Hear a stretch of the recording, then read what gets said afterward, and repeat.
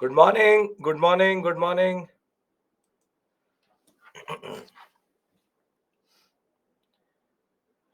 I'm audible, I'm visible? Yes, I think I am.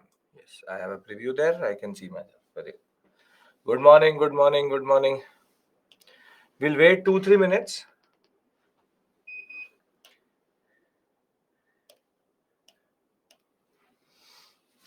Good morning, good morning.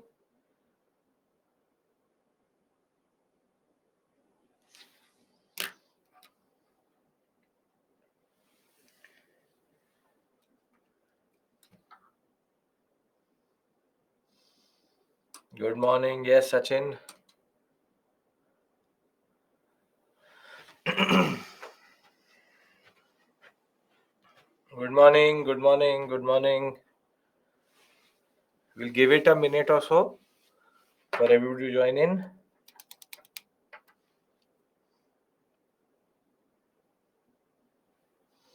I'm good. I hope all of you have been good. I hope you have revised before you've come today because we will continue from where we left yesterday.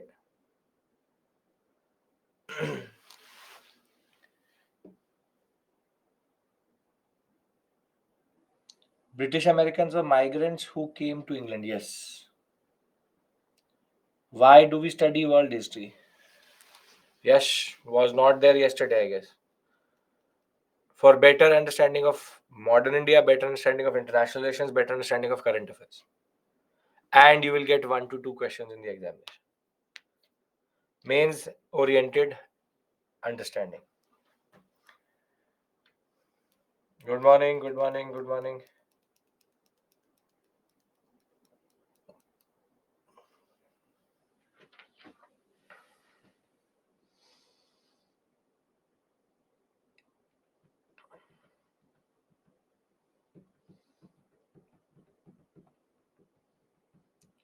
We'll wait 1 more minute. We have to start our story from where we left yesterday, which is the 7 Years' War. But I'll give you a recap of that.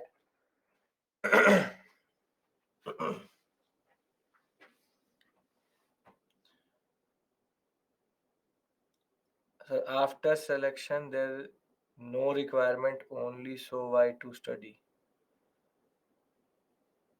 Yes, when you get selected, there's a chance you become an IFS officer. Then you will read world history. You don't have an understanding of First World War, Second World War, Cold War politics, the concept of Iron Curtain. All of that is extremely relevant till today. Meaning of Renaissance means resurgence, rebirth of Greek knowledge. So you're saying, yes, sir, I will read after selection. But you will not get selected if you don't study world history. It's the other way around.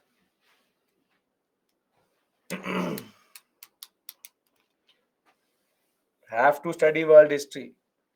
Don't become an English utilitarian. Do we have to learn those facts? Alina, you have to understand the story. Facts, what are important, I will tell you by the end of that module. Aniket will discuss what is difference between nationalism and patriotism. We will come to that. First, let's discuss this.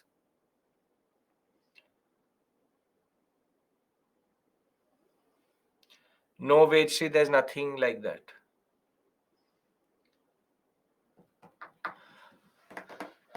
Okay, so yesterday we were discussing America.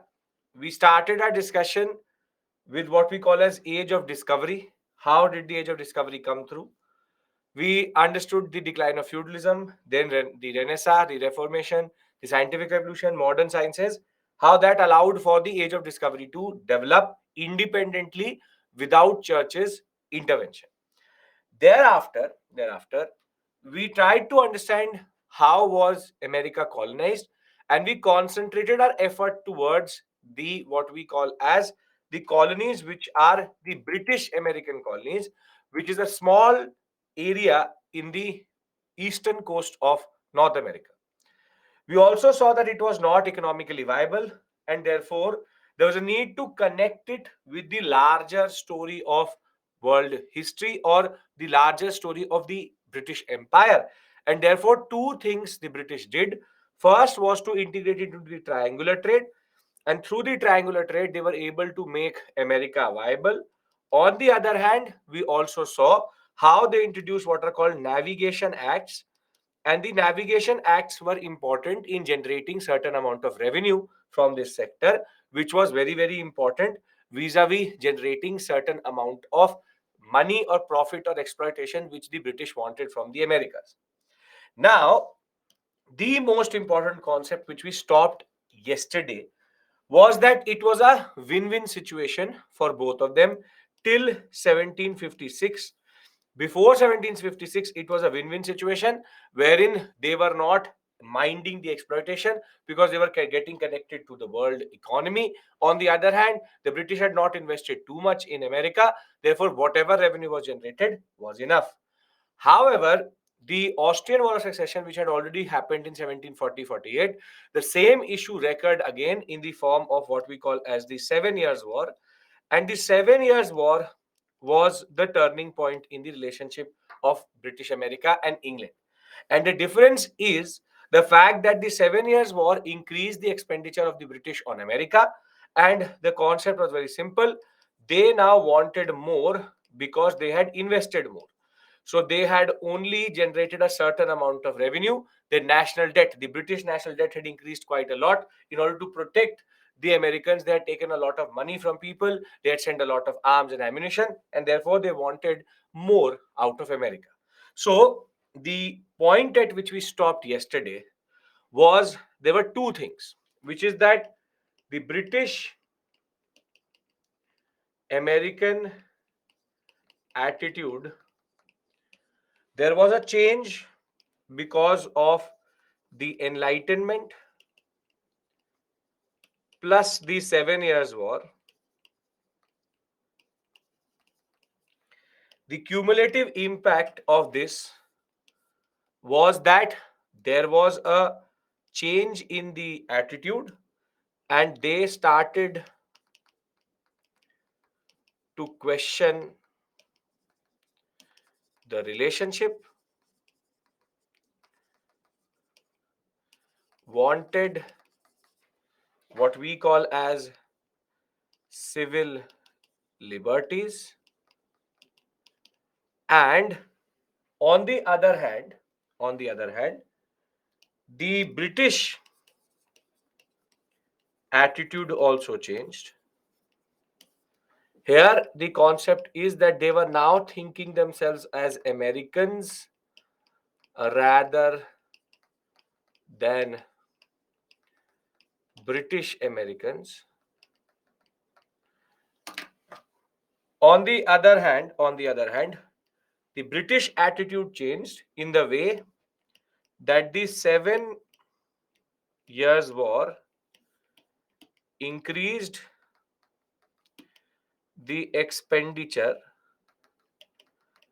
and with increased expenditure, they wanted more out of the American colonies. So, why only 7 Years' War much? At this point, so many wars happened because the 7 Years' War spilled over into the New World. No other war till this point has spilled over in the New World. It is only this war which spilled over into the New World. So, this is where we stopped yesterday. I hope you remember this point. And if you do, 7 Years' War, Austrian War Secession fought in America, also like in India. No. Austrian War Secession was in India and Europe. 7 Years' War was in India, Europe, and America. What led to the emergence of Enlightenment when British Americans were happy? Enlightenment, if again this is called Gajini effect, Enlightenment started in France. And France, there were philosophers which very simply started to talk about, out of frustration for absolutist monarchy, started to talk about the concept of democracy, social contract, and the concept of civil liberties, separation of law, separation of powers, and etc. etc. So do we remember till this point? Because if we do, I would like to take the story forward, finish American Revolution and start French Revolution. I want everybody's yes, because this is where we stopped yesterday, which was an attitudinal change when it comes to how we see the Americans. Okay. Before 1492, America existed, but Europe did not accept it. America existed, yes. Europe did not know it existed. Okay. Now, I'll do one thing, which is that I'll make a causes of American Revolution slide, so that later when you revise you can just refer to this slide itself. When we talk about the causes of the American Revolution, we've discussed three causes till this point. The first cause which we've discussed is the Enlightenment, which changed the American attitudes and gave them new words like freedom, liberty, and representation. The second cause which we've discussed is the 7 Years' War,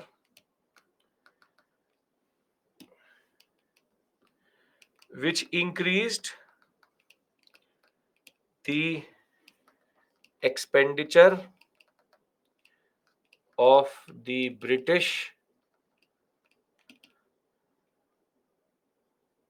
exponentially, or rather, we'll say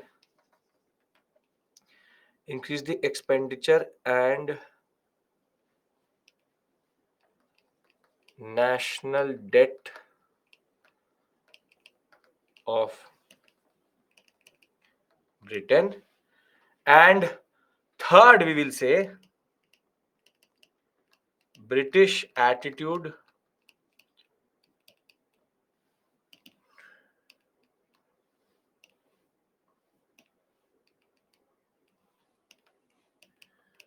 towards American colonies changed. They wanted to extract more. Anybody has any issue in these three? See, this is how you write in the examination also. I am literally writing down the notes for you, and this is how you write in the examination also. Point wise, very straightforward. Navigation Act, if you want to introduce, you can write about them, but Navigation Act will be the introduction rather than the causes. We have discussed three causes. Anybody has any issue? Can I take the story forward? Everyone, come on. Okay. Perfect. Perfect, perfect, perfect. Now,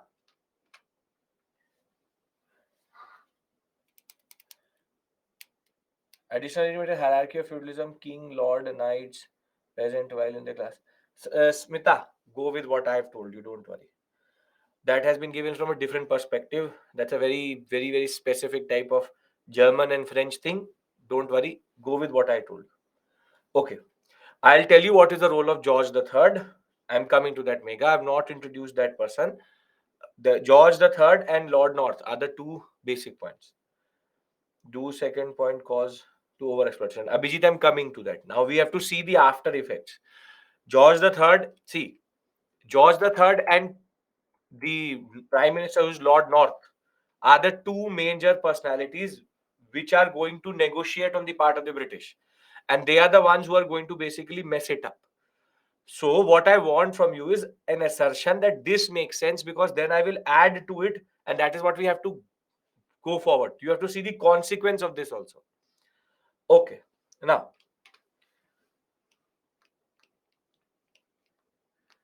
consequences of the changed attitude, the further causes of the American Revolution.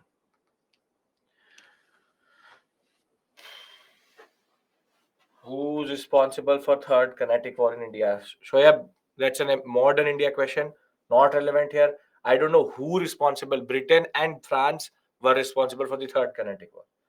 Okay. Yes, this is yesterday's class. I always do this 10 to 15 minutes first. I revise. Revision is done. Now we go forward.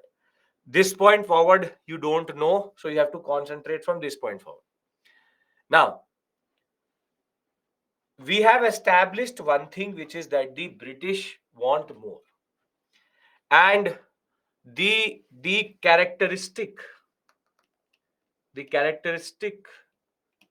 of exploitation before 1756 was that it was merchant taxation, and it was more or less trade regulation, out of which they used to get custom duties. Custom duties. Now tell me one thing. If there's a tax which is on merchants, does it impact the whole society? No. So for example, today I say that I've increased the import duty by 10-20%. It would impact maybe the prices of the commodities which are there in the market, but does not impact you automatically, because you are not a merchant.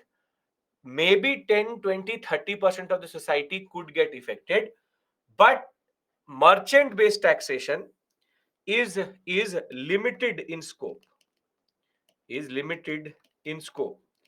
So if I have land and I am producing crops, if I am a slave owner and I have a plantation, merchant based taxation would really not affect me.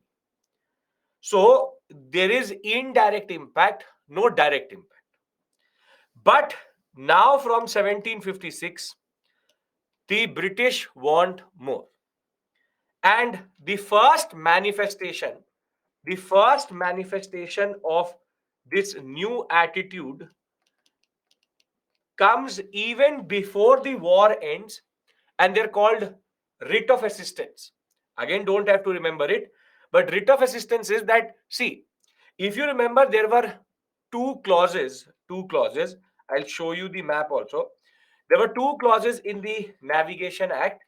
The clause was that you cannot trade with the rest of the world on your own. You have to go via England. This was the most important two acts, that you have to go import or export via England.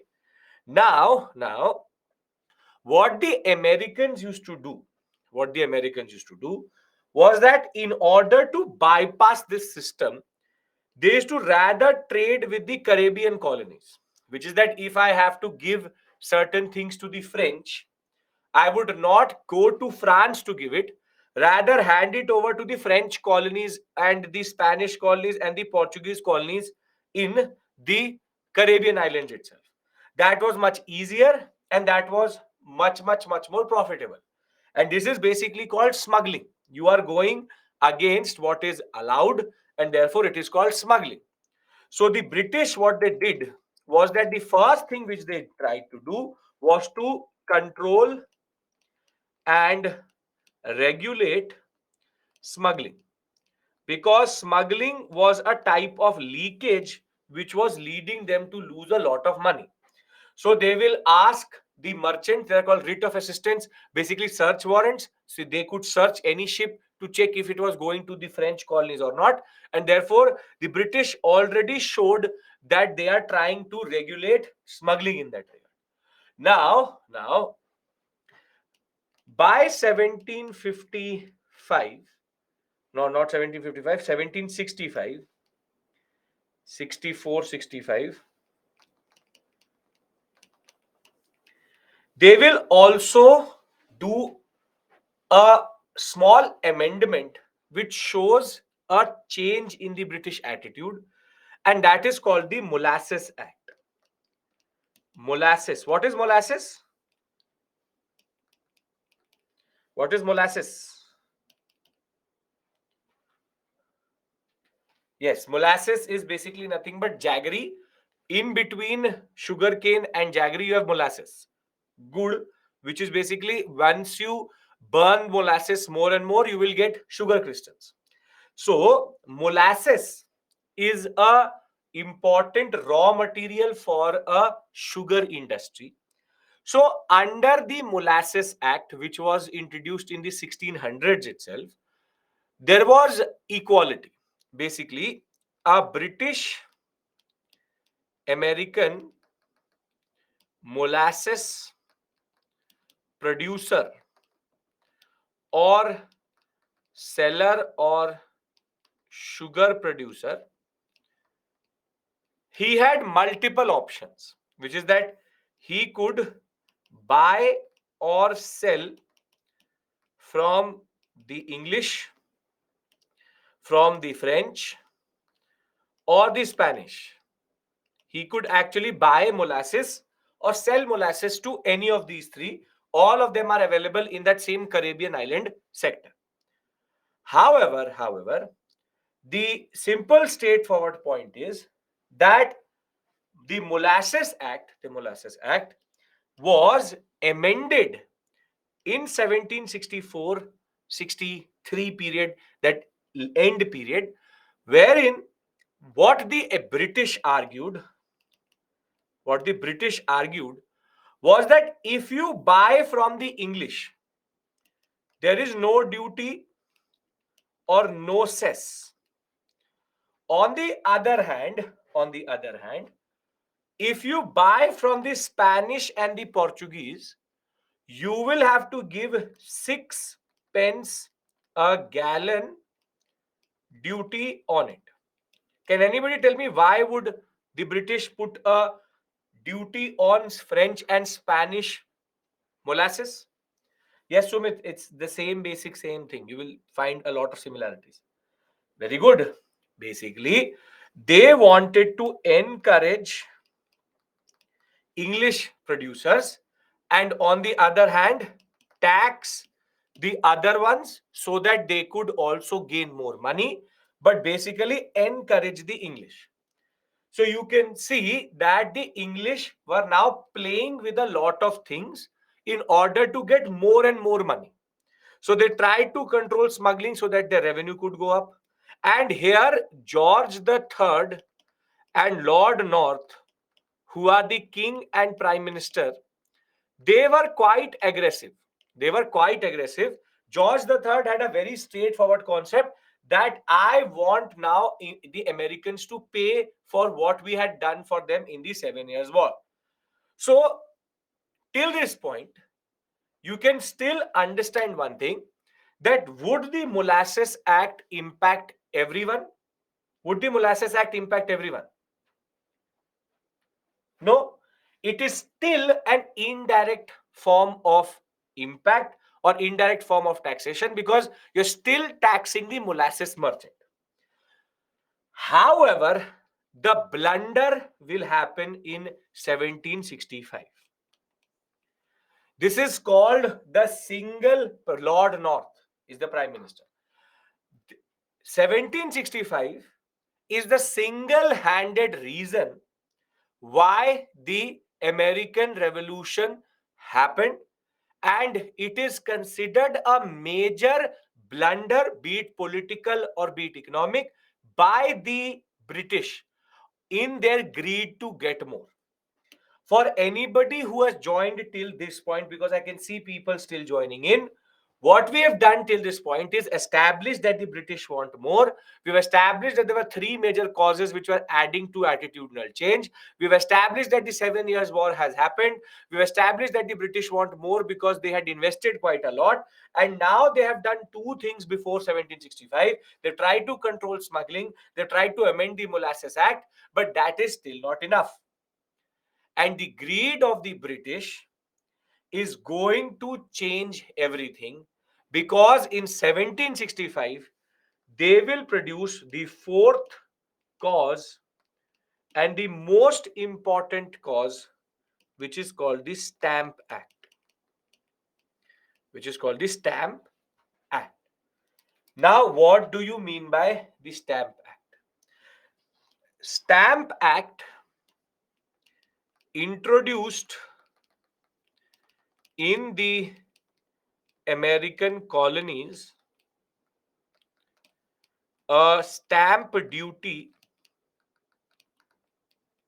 on any legal paper or paper related to civil or what we call as administrative matter. Even church documents needed this stamp on them. Just to show it to you, see, this is the stamp we are talking about. This is called the stamps which you need on any form of legal document. And this is a major game changer. This is a major game changer because basically it's like what we have today as stamp paper. See, any document which is going to be a legal deed, a commercial document, administrative document, civil document, church document.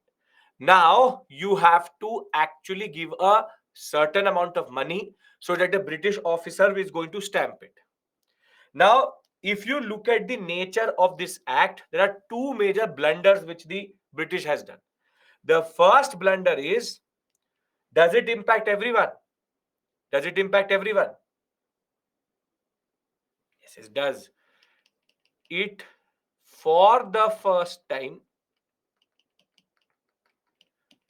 taxes everyone. And more than that, the tax was universal, going over and above merchant based taxes. And the Stamp Act, imagine today the government of India says that every A4 paper which you use, you have to give 1 rupee tax on every A4 paper which you use anywhere. This type of act impacts everyone. And in a way, this is the direct exploitation of the Americans.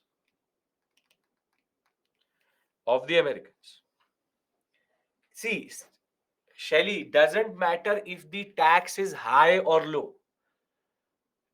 Till 1765, if there is 100% population, 80% population did not pay any tax. However, this is something which impacts the day to day.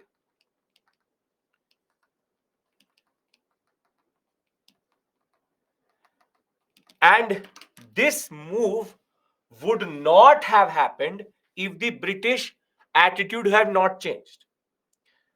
The Stamp Act is considered a very important cause because the British somehow crossed a line here.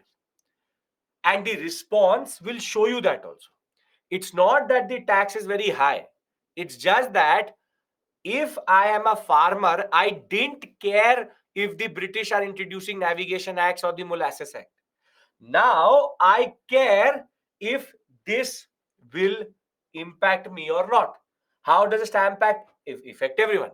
Prateek, in your life, sometime, someday, and some for sure, you will buy a stamp paper, be it a rent agreement, be it a house agreement, be it any car agreement, anything, insurance, anything. When you talk about legal papers, people need it. And day to day working of the life of the people will get impacted by a Stamp Act because everybody is going to use it. Land deeds were happening randomly on any paper. Now you need a stamp paper. Stamp paper today, in if you've ever gone through any form of even examination, in certain examinations, you need to fill in an affidavit. You'd have gone to your college. When you would have gone to your college, in college, the first thing which happens is the college will say, get me an anti-ragging affidavit. You fill it up. That anti-ragging affidavit happens on a stamp paper. That stamp paper is only 100 rupees. You don't feel it because we have been born into this system. Imagine, as I said, every paper which you produce, the paper which you're writing also on, there is a tax for every sheet which you use. That is a very big tax. And try to understand this point, that there is a point at which you have never seen any tax, and now you have a tax. So that will change your perspective also, and that will be a very major change for you. So introduced in the American colonies as stamp duty on any legal paper, paper related to civil or administrative matter. Even church documents needed this. And churches always produce what are called almanacs. These are small diaries which they produce. They also need to now pay taxes. The church is also paying tax in a way. So this is a major blunder. Why do I call it a blunder? Because it is the Stamp Act which is going to produce a lot of response. Can I talk about the response and everybody is with me till this point? No issues. Sir, those days many people not educated, they were not aware of stamp. How will they rebel against the British? Well, Shivaji, everybody understands money. You don't need to be educated to understand money. So education and understanding of money are two very different things. Not every shopkeeper is a BA honors or a BTech. So understand this point. When monetary impact comes through, you don't need to be educated to understand the impact. Okay. Till this point, everybody is with me. Please, some of you said yes. I want everybody's assertion, because now we will go into a cycle.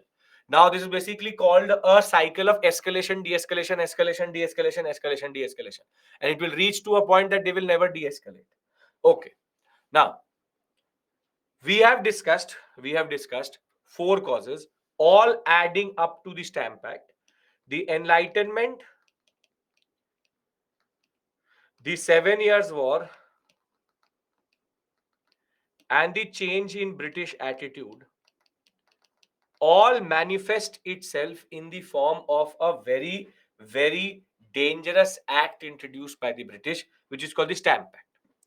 Now, as soon as the Stamp Act comes, now please pay attention, I'll write it down for you also.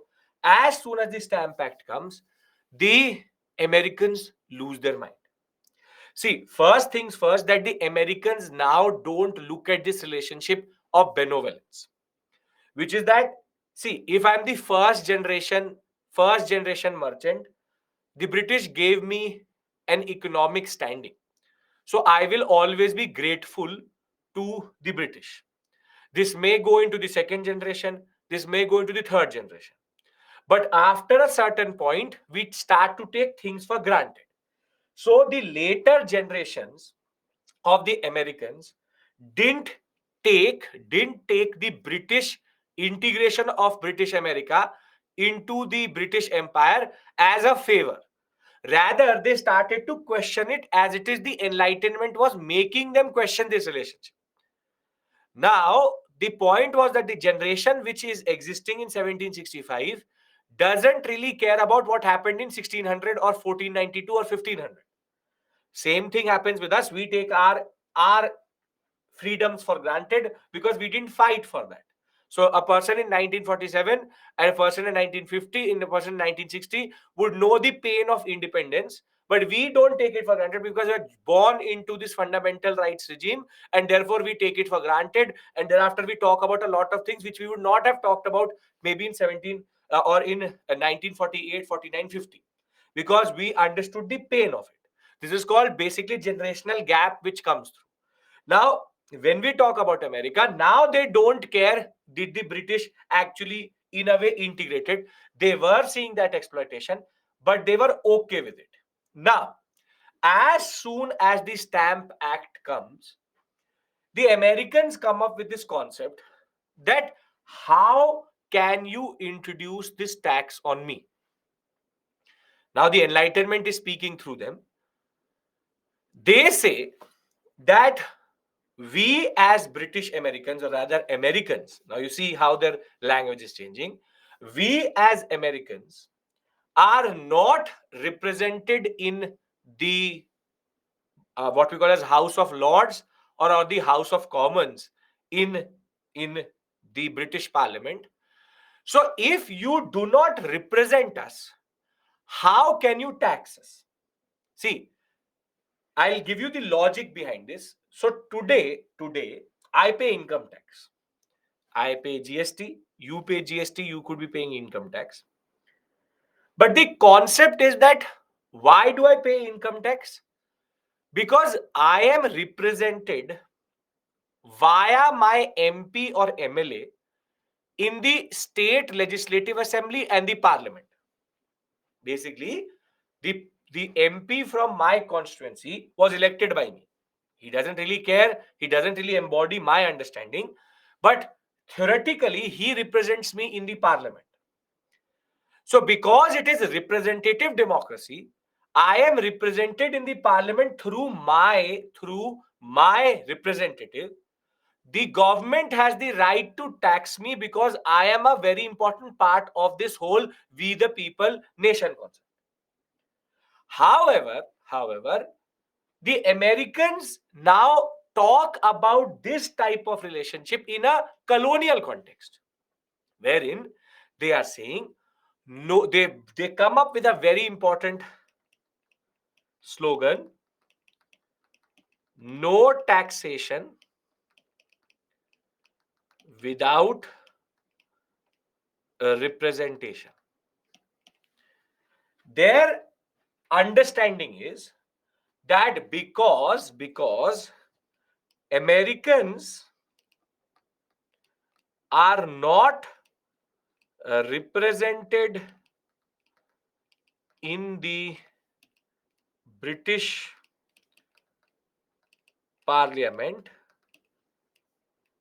the right to tax does not apply. Now, why do I say that this act is a blunder? Because this question was never raised previously. Because merchants were the ones who were getting taxed, so nobody really cared. So today, if I say that there is a increase of 100% custom duty on all imports in India, it may or may not impact you directly. But if I say that every UPSC aspirant and every student in India has to pay a tax of 1,000 rupees per month for the governmental help which they get, it will impact crores of people in India. And therefore, your attitude to both of them will be different. So the point was previously nobody really cared about the merchants. But this tax will be a blunder because what it will do is it will do two things. It will politically unite the Americans because there will be a new body, a new organization which will come up. Think of it like the INC of America. They are called the Sons of Liberty. Ironical name, but Sons of Liberty. And there will also be a crystallization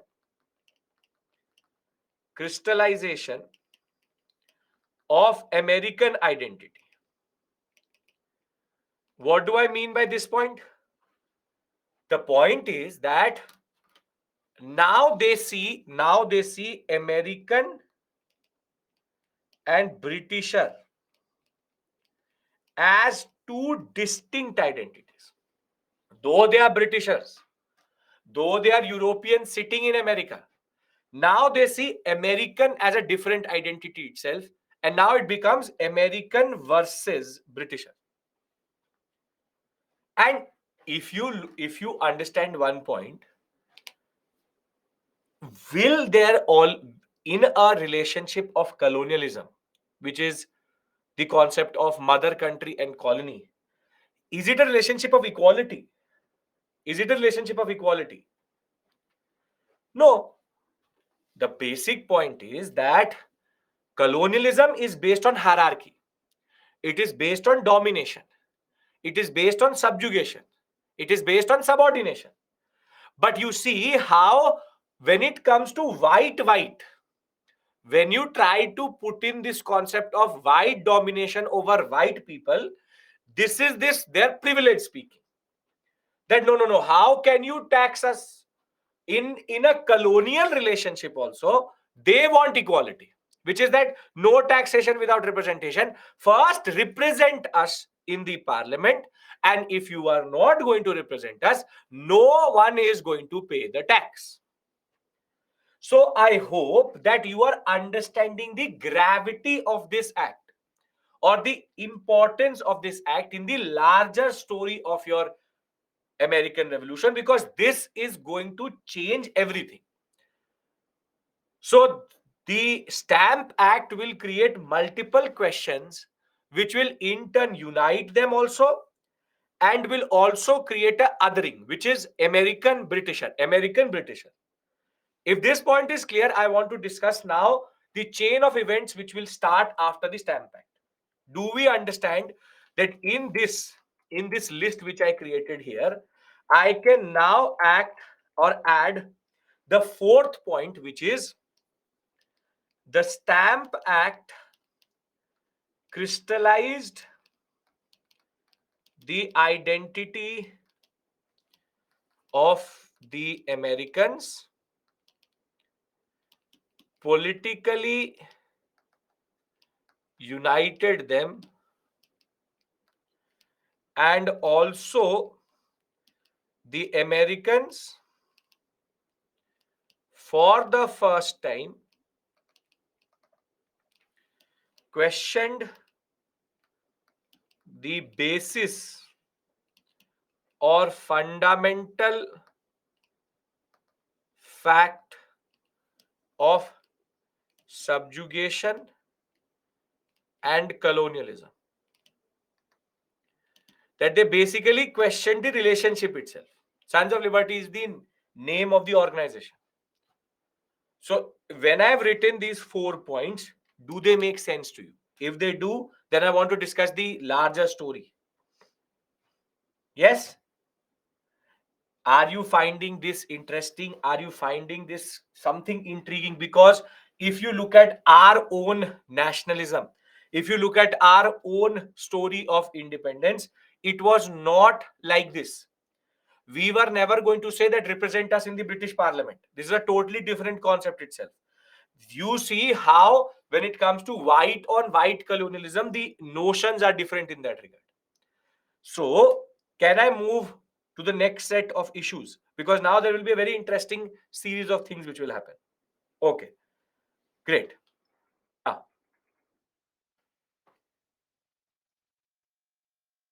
till this point, nobody has no issues. Okay. So, we started by 1763, 7 years war, 1765, the Stamp Act. Now, tell me one thing. Would the British actually give the Americans any form of representation?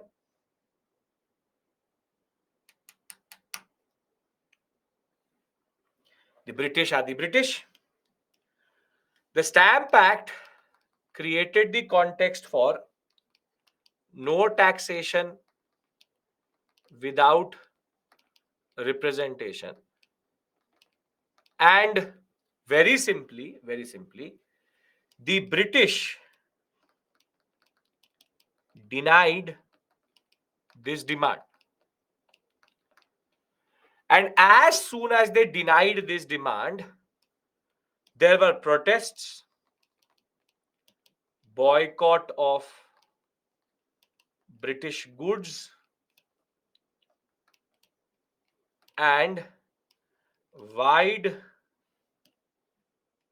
widespread discontent across the colonies. And the protest was so much and so big that the British withdrew the act in 1766 because of backlash. So, we have never seen in Indian history the British taking back something. But because of the boycott, because of the protest, the British had to take this act back. But the point was that the damage was already done.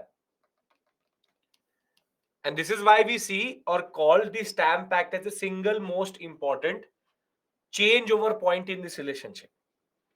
Now, in 1766, once they repeal the Stamp Act is repealed, but they will introduce an act in place of it, and it will be called the Townshend duties. Townshend is the person who introduced it. That is why it's called Townshend. Townshend duties had two major provisions. Goes back to regulating trade, and in order to check smuggling, British army regiments are stationed in America. But why am I discussing the Townshend duties? I'm discussing the Townshend duties because the Townshend duty is in a way a de-escalation. So if you look at this relationship till this point, there have been escalation, de-escalation. Escalation was Stamp Act. De-escalation was Townshend duties. So the British were considerate enough to not keep the Stamp Act. However, this Townshend duties is going to create the context in which this relationship is going to become even more bitter. And how does it become bitter? I'll tell you. Everybody's following me till this point? Yes? No issues? Because now we will go into three acts, one after the other. Yes, sir. No issues. Okay. Now, what happens is that the regiment is placed in what we call today as Boston.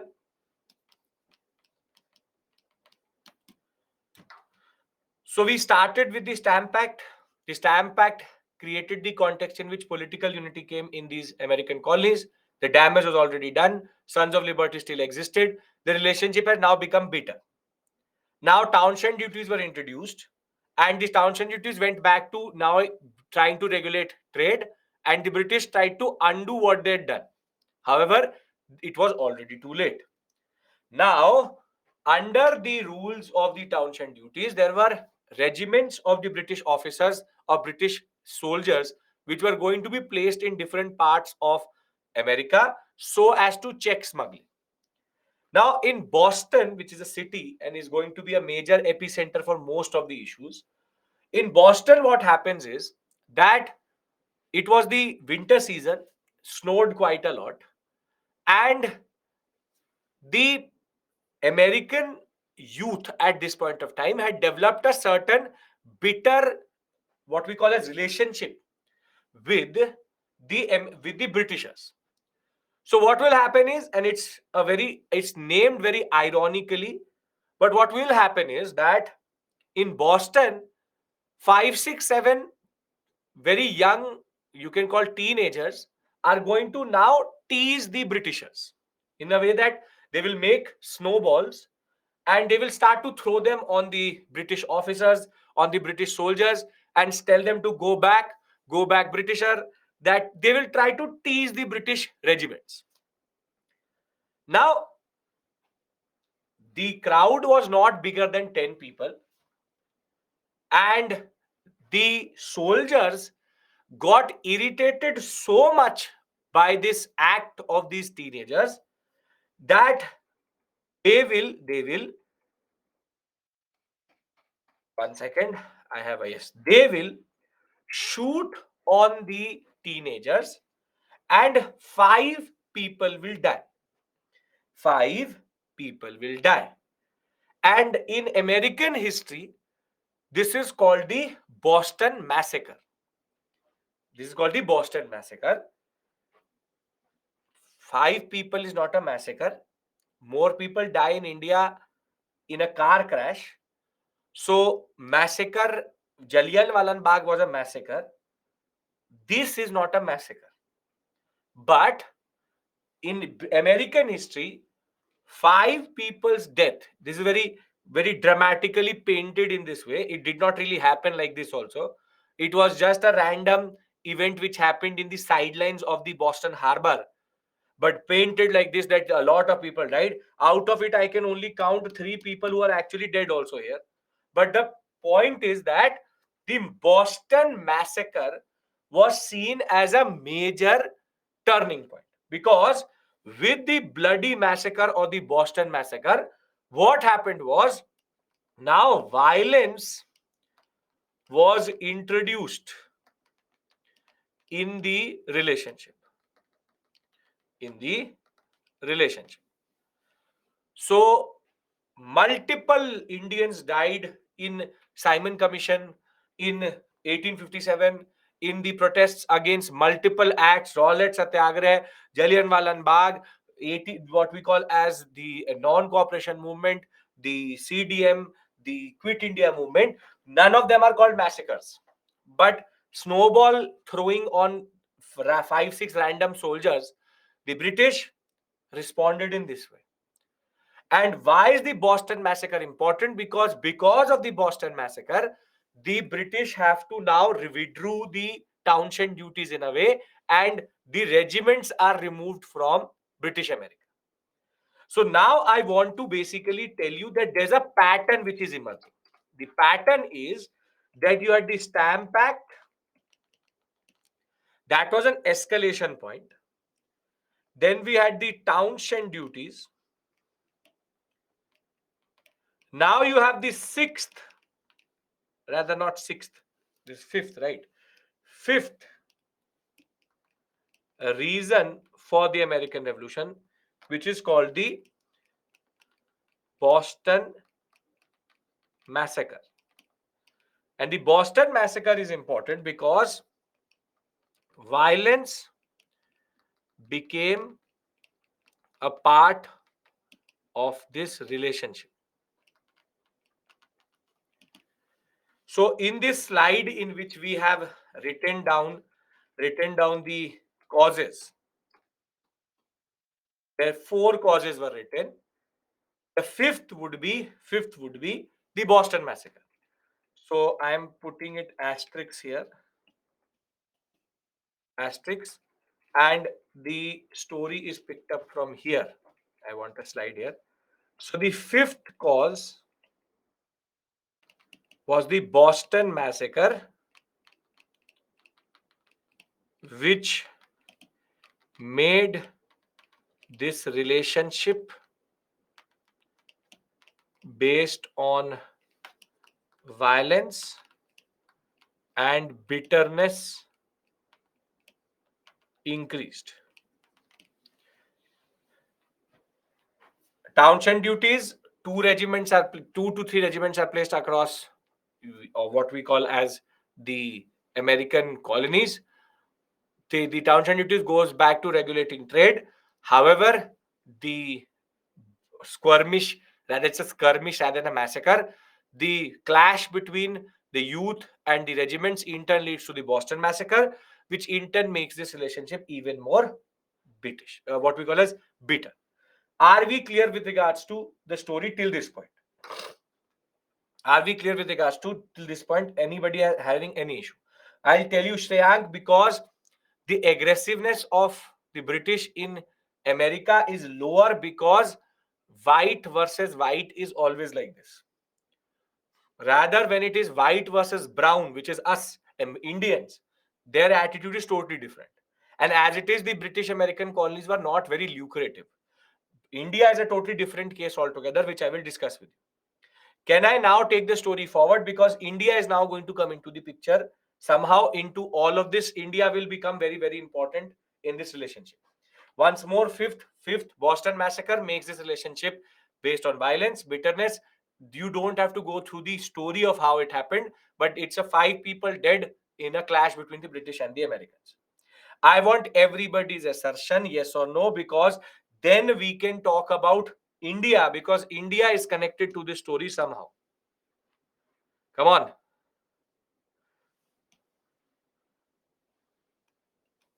Can we say because American people were white, British introduced? No, no, it's not because they were white.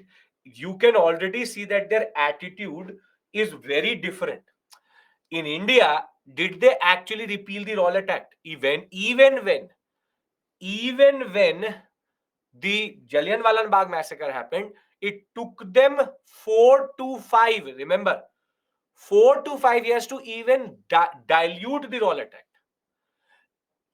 A very good example of this would be Swadeshi movement. For example, Swadeshi movement happened because of the partition of Bengal. Partition of Bengal, 1905. The annulment of partition of Bengal happened in 1911, 6 years later. And here you see, one after the other, they are just repealing next year. So there is a totally attitudinal difference. They had a racist mindset. Yes, the whites, all whites are racist. That should not come as a surprise to you. 5 people who died were Americans. Obviously, it's an American massacre. I'm coming to Boston Tea Party. Wait, you are jumping the gun. Why 5 people died in massacre? What is the reason behind? They were shot. They were killed. Police firing. Okay, now when we come to, we've gone through one merry-go-round, which is Stamp Act, Townshend duties, and Boston massacre. Now the very simple de-escalation point was repealment of Townshend. So this is one cycle. Now we go into the next cycle, which is going to be linked to what we call as the Tea Act. Now, in order to understand the Tea Act, you need to understand something other than America. Now, I'm going to use a certain terminology. Firstly, tell me how many of you've done modern India? How many of you done modern India? Yes, I have done. Very good. Done. Me done. Very good. I have not done. No issues. That is better. If you've not done modern India, that's better. Okay. Now, the people who are writing done, I am going to say a term. Townshend duties is de-escalation point. The repealment of de-escalation from Stamp Act. De-escalation from Stamp Act. Now, the terminology I am going to use, you need to tell me if you know it or not. When I say Clivian, which is Robert Clive, Clivian fiscal bubble. Does this make sense to you? Robert Clive's financial bubble, fiscal bubble, does it make sense to you? Now the yes no becomes different. Kinda, Bengal, no sir. He was a thief, sure. No, little bit, no sir, no sir. So now, see, you know it, but you don't know the terminology of it. So I have to therefore explain it to you. Now please try to understand. Robert Clive was a thief, that is okay. He was a thug, he was a bastard, whatever you want to call him, that is okay. Not had nothing to do with dual role, has nothing to do with that. Okay. It's called, yes, Bengal bubble is the more lamish term which is used. It's called the fiscal bubble, but rather it's robber state. Okay, okay. Robert Clive, you know. Okay. Stop. I get it. You know it, but you don't know it. So let's rather do it from scratch. Right. Now,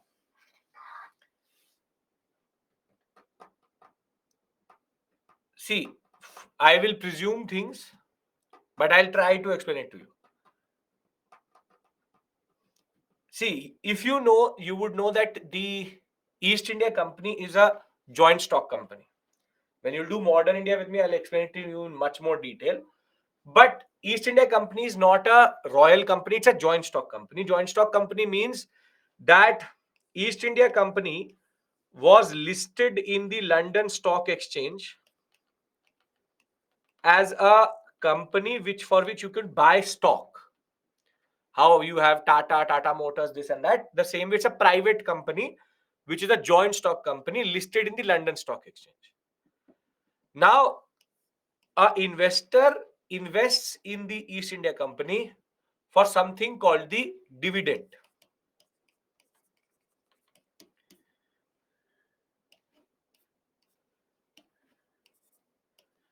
or return or dividend. Now, in 1765, the British got the Diwani of Bengal, Bihar, and Orissa. After the Battle of Buxar in 1764, through the Treaty of Allahabad in 1765, the British gained the Diwani of Bengal, Bihar, and Orissa. Now, Robert Clive was the one who was basically claimed as the governor of Bengal at this point of time. But as you know, at this point of time, Clive did not want to take the administrative responsibilities, but only the fiscal responsibilities. That is the dual rule concept, which you know. You have Reza Khan, who was basically managing the what we call as the role of the general administration. On the other hand, I don't want to introduce terms for you. And then you have the Diwan or Diwani rights, which Robert Clive managed. Nizamat and Diwani. Sure. Perfect. So Nazim's position and the position of the Diwan. Now, when Clive got to know about Bengal's revenue, let's presume that the East India Company stock was 10 pounds for one stock. 10 pounds for one stock. This is on the eve of getting the Diwani. Now, what Clive does is that Clive starts to now beat the drum like anything across London, across India, saying that a lot of revenue is going to come from the Bengal, Bihar, Orissa Diwani. Crores of dams, crores of rupees we will take out. Close to 5 million to 10 million pounds was expected out of Bengal. But as you know that Clive did not play with the revenue settlement or the revenue administration at the grassroots level. He just appointed a European supervisor who was basically asked to overexploit.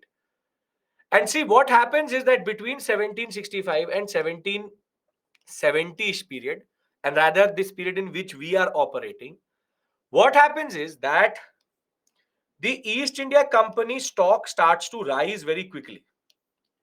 Because as Robert Clive starts to say, we will get a lot of revenue, the revenue of the East India Company becomes the dividend for the stockholder. So you can get a better dividend because the revenue of the East India Company went high or went very, very high. But we already know by that not even by 1770, by 1769, because of the way East India Company was operating in India, there will be multiple famines which will happen in 1769, 1770. And the problem which Clive was facing in in a way, extracting revenue was non-consistency. For example, sometime he would get 5 million, sometime he would get 1 million, sometime he would not even get 1 million pounds. There was too much fluctuation. Now, this increase in stock price is artificial, and this is called the Clivian fiscal bubble, wherein because of him saying a lot of revenue is going to come, a lot of revenue is going to come, he hyped up the market so much that the East India Company was valued at something which it was really should not have been. Now what will happen is, first round of dividend will be given, and as soon as the first round of dividend is given, the dividend was less than the stock price, and therein the people will realize that Clive had actually created a fiscal bubble and the real payout was extremely low. And when people will realize it, they will sell stock. When there is too much supply of something and the demand is very low, what happens to the price of that commodity? Yes, the price crashes or the price falls. And wherein what will happen is, East India Company stock will crash and it will come to £1 at one point of time because of Clive. You know the story, but you don't know the terminology behind it. This is called the East India Company fiscal crisis or the Clivian fiscal crisis or fiscal bubble, which bursts. And because of bursting of the Clivian fiscal bubble, now East India Company is in a literal fiscal crisis because their stock is undervalued and their credibility has gone down, and now the East India Company needs to be revived. Do we understand this story, and do we understand now Clivian fiscal bubble? When I will teach you modern India, we'll try to understand it in much more bigger context, and we will try to understand how then Hastings was sent with this concept that try to get consistency. He will not be able to do it through the farming out system. Then Lord Cornwallis will be said, which said permanent settlement, that we permanently get same thing. So the concept of land revenue in India was based on the Clivian fiscal bubble itself. How it crashed, Tulsi, it happens. If your stock price is at a very high price and everybody sells the stock at same point of time, the stock price will fall. And therefore, if your company does not have money and you have to pay out people at thousands of pounds, it will lead to crisis itself. So, very simply, the context for the Tea Act is very, very important. The context is what we call as the Clivian fiscal bubble, wherein the East India Company was overvalued because of Clive's argument that we will get a lot of revenue, which would in turn translate to dividend. But because dividend did not come, people sold the stock. And when they sold the stock, there was a crash in the East India Company stock. And now East India Company is in a crisis. Can I now link it up with America and Tea Act? Do we understand the context well? Okay. Now we know that the East India Company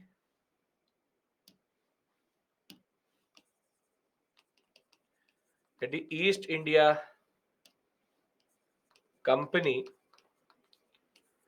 in a crisis.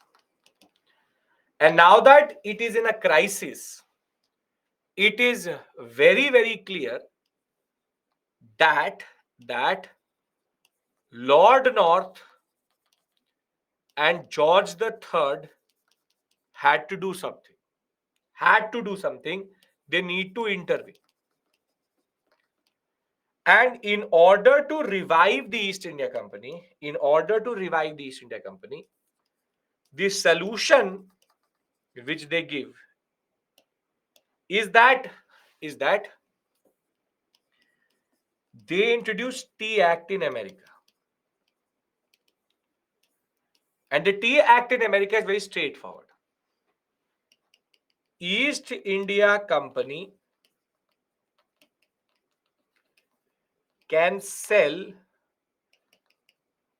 or buy, but specifically sell its tea without paying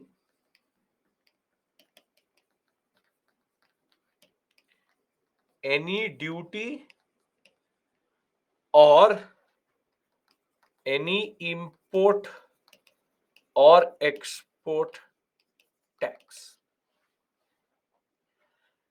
This is basically giving monopoly to East India Company in America.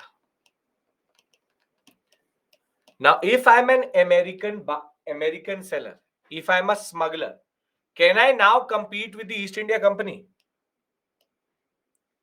Can I now compete with the East India Company? No. So, American sellers, importers, and exporters now start to protest. So, you see how something which happened in India got linked up with what happened in America and therefore created the context in which the Tea Act was introduced. Now the Americans literally lose it. The protest will become very, very intensified, and the Tea Act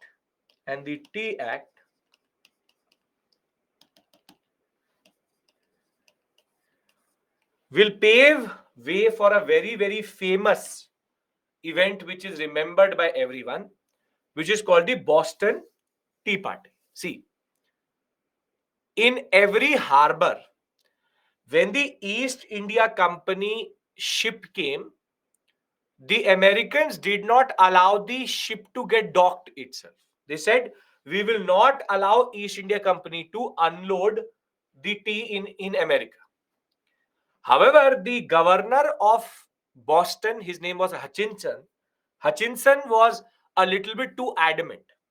He said, no, I will not let the East India Company ship go back. He allowed the East India Company ship to get docked in the Boston harbor. And once the Boston harbor, the ship is docked, the Sons of Liberty, the members of it, as led by a person called Samuel Adams, they will dress up as East India Company officers and board the ship in the night. And very famously, very, very famously, they will throw all the tea from the ship into the Boston harbor. And this is called the Boston Tea Party, wherein close to 10,000 pounds worth of, close to 4 million pounds today, 10,000 pounds worth of what we call as tea was thrown into the harbor of Boston. And because when you put tea into water, it gives a brownish tinge. For days, the Boston harbor used to look like a brown water or like a teacup. That is why it's called the Boston Tea Party. And the Boston Tea Party was basically the turning point of the attitude of the British towards the Americans. Because till this point, every time the British was ready to move back, but now the British said, enough is enough. We will not let you dictate everything. And the attitudinal change in the British also came from the fact that now the British had India. And with India under their control, they did not need to take this, what we call as crybaby attitude of the Americans. And now, whilst after the Stamp Act, we had the Townshend duties. After the Boston Massacre, we had the repealment of the Townshend duties. The Tea Act will in turn lead to the Boston Tea Party. And after the Boston Tea Party, there will be no de-escalation because now the Britishers will make the Americans pay. And those acts are called the coercive acts or the intolerable acts. But now what I'm going to do is I'm going to bring this whole story together through the PPT so that we are all at the same point of time. So just to repeat what we've done, the simple straightforward point is post 7 years war, there was a bigger debt which the Britishers had. So they first amend the Molasses Act of 1733 and they tried to introduce an amendment through which 6 pence duty on gallon bought from the French and the British, or the French and the Spanish. Then comes the blunder, which is called the Stamp Act, duty on newspaper, books, court documents, commercial documents, land deeds, and almanacs. This, in turn, will create the context for the first time, the parliament attempted to raise money from direct taxes in the colonies rather than regulation of trade. Stamp Act impacted every strata of society. Popular outpour of discontent. The concept of communities' right not to be taxed except by its elected representatives. No taxation without representation is going to become the outcry. Consequence is going to be Stamp Act Congress is going to be formed. 27 delegates from the 9 colonies are going to meet in New York. They will boycott British goods. Sense of American identity and unity will start to develop. Marches, processions, organizations will happen. And now their most important slogan is going to become liberty, property, no stamps. Now, in response to this, they were also not very happy with the way the whole colonial administration was there, because the governor or the captain was appointed by the Britisher. He used to have a council under him, which was elected by the people. But the executive was not responsible to the what we call as legislature, and that is why people used to believe that this was also a defective system. Now, in order to de-escalate from Stamp Act, townshend duties introduced, wherein indirect taxation through regulation of trade, tax imposed on imported goods, new boards of custom commissioners, and suppress smuggling. Suppression of smuggling will lead to 2 regiments of British soldiers in Boston, popular hostility, skirmish between soldiers and locals, 5 people will be killed. British had to withdraw its soldiers itself. Now comes the context for the Tea Act. The tea consumed by all sections of society. East India Company fiscal crisis leads to crash in stock price. East India Company allowed ship and tea, what we call as to ship and sell tea at unrealistic prices, exempted from all duties itself. Smuggling American merchants could not compete with this price, and the consequence of this is ship were not allowed to unload, but Hutchinson allowed it to unload in Boston. Sons of Liberty will throw all the tea in the harbor, and that is very famously known as the Boston Tea Party. Now, let me do something. Let me consolidate till this point, and then we'll go to the last sector, or the last 15-20 minutes discussion. Are we following it? I read it. I read this PPT because you already know all the points. It's just to reinforce what we've done. Yes, this is the way we operate when you already know the story. Okay, now let me consolidate what we've done till this point. Governor Hutchinson was a Britisher, yes. So the flow chart for rather we'll say the flow of conflict. If you remember, I had written 5 points here. I'll add the sixth point also. So sixth point, sixth cause, Boston Tea Party after Tea Act. The British were now not going to de-escalate. Not going to de-escalate. See, all of this, I'll tell you what is the American Revolution. Don't worry. See, the American Revolution is basically when in 1774, there will be something called the Continental Congress, which will be formed.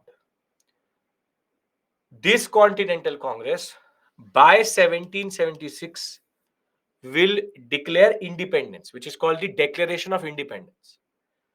And from 1776 to 1783, they will fight a war, which is called the War of Independence. America got independence in 1783 properly. But from 1776 itself, they declared their independence. We don't care about this 1776 to 83 period. We don't even care about what happened between 1774 to 1776. We care what led to the development of this feeling and the Continental Congress being formed. I'm telling you the future, but I'm telling you that to understand, when they ask you the causes of the American Revolution, they are basically asking you what led to the development of the Continental Congress in 1774. That is the question they're basically asking. But in order to answer that, I don't care how the Continental Congress operated. You don't even need to know as a GS student what happened as the war happened. You just need to know what led to the formation of the Continental Congress. Are you getting my point?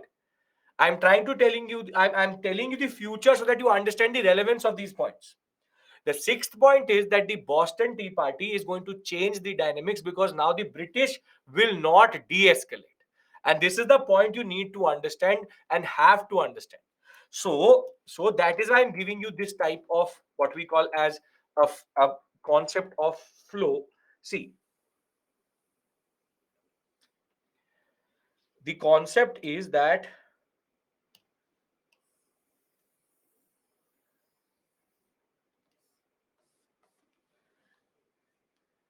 you have the first escalation point, which is Stamp Act. Now I'm consolidating. Please pay attention. Please pay attention. Stamp Act was the first point of escalation. What did the Stamp Act do? Political unity, Sons of Liberty, protests, damage done. Now, the de-escalation of this was Townshend Duty,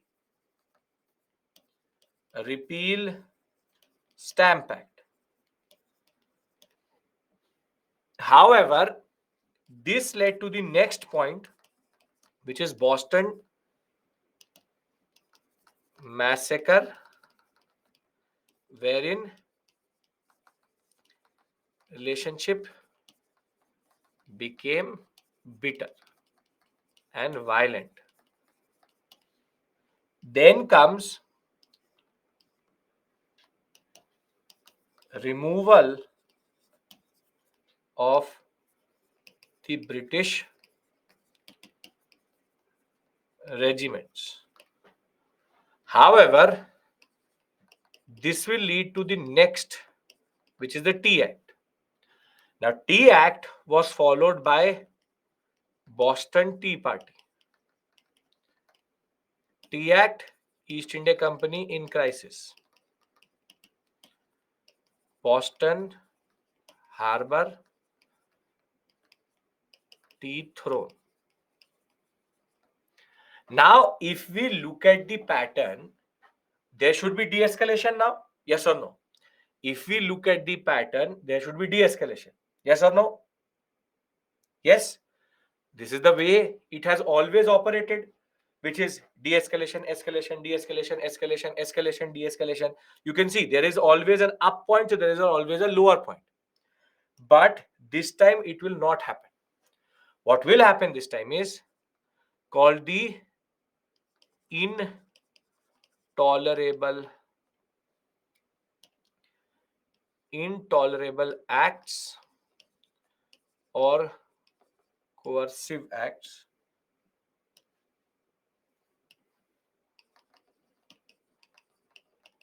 And this will in turn lead to the formation of First Continental Congress in 1774. So if you understand the basic point now, can I tell you the Intolerable Act? Can I tell you First Continental, Second Continental, and end American Revolution? Yes? Okay. Now, once we finish American Revolution, we will take a break. Now, listen to the story and then we can then we can finish the concept itself. So the Boston Tea Party has happened. Now the British don't want to de-escalate. They're, they're in a way, they believe that the Americans have crossed a line, and the British attitude had also become very, very aggressive since the fact that they now had India. So they did not really care about America too much already. So now, in that heat of the moment, the British will introduce what are called the Intolerable Acts. Intolerable Acts, wherein there will be three provisions which will be intolerable to the Americans. First provision was Boston Harbor will be closed, and until and unless the Boston city people give money or value of what tea was thrown, basically the amount of tea which was thrown, you give compensation to the East India Company in monetary value, in money. Until and unless East India Company is not compensated for that money, the Boston Harbor will not be opened for trade. So this will impact economy, this will impact the Boston people, and 10,000 pounds at that point of time was a very big amount. Second, it said that how we had a dual system in which governor was Britisher or British appointed and the council was appointed by the people, it will remove the council, and now the governor will become the sole administrative body in these colonies itself. But the last provision of this act was problematic, wherein it said that now the British will place and appoint and send multiple regiments to the Americas, and the people have to now give military lodging in their own houses. This means that if a army is going through a town, if they're going through this town, the people of this town will have to basically take the military people into their houses and give them food and shelter. This is something which will impact everyone, because a very big regiment means every house would have to take 2 to 3 soldiers. And this was seen as too intolerable for the Americans to actually digest.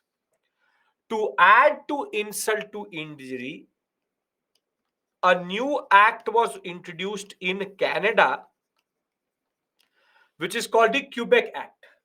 Why don't they deny? They can't deny as of right now, because it is coming from the British, and that denial will be the response to it only. The Quebec Act, which was introduced in Canada by the British, was the real alarm bell for the Americans. Quebec is an area in Canada, and what happens is that the British introduce a small provision wherein for the first time, the Catholic Church was given the right to send missionaries to Canada and convert people.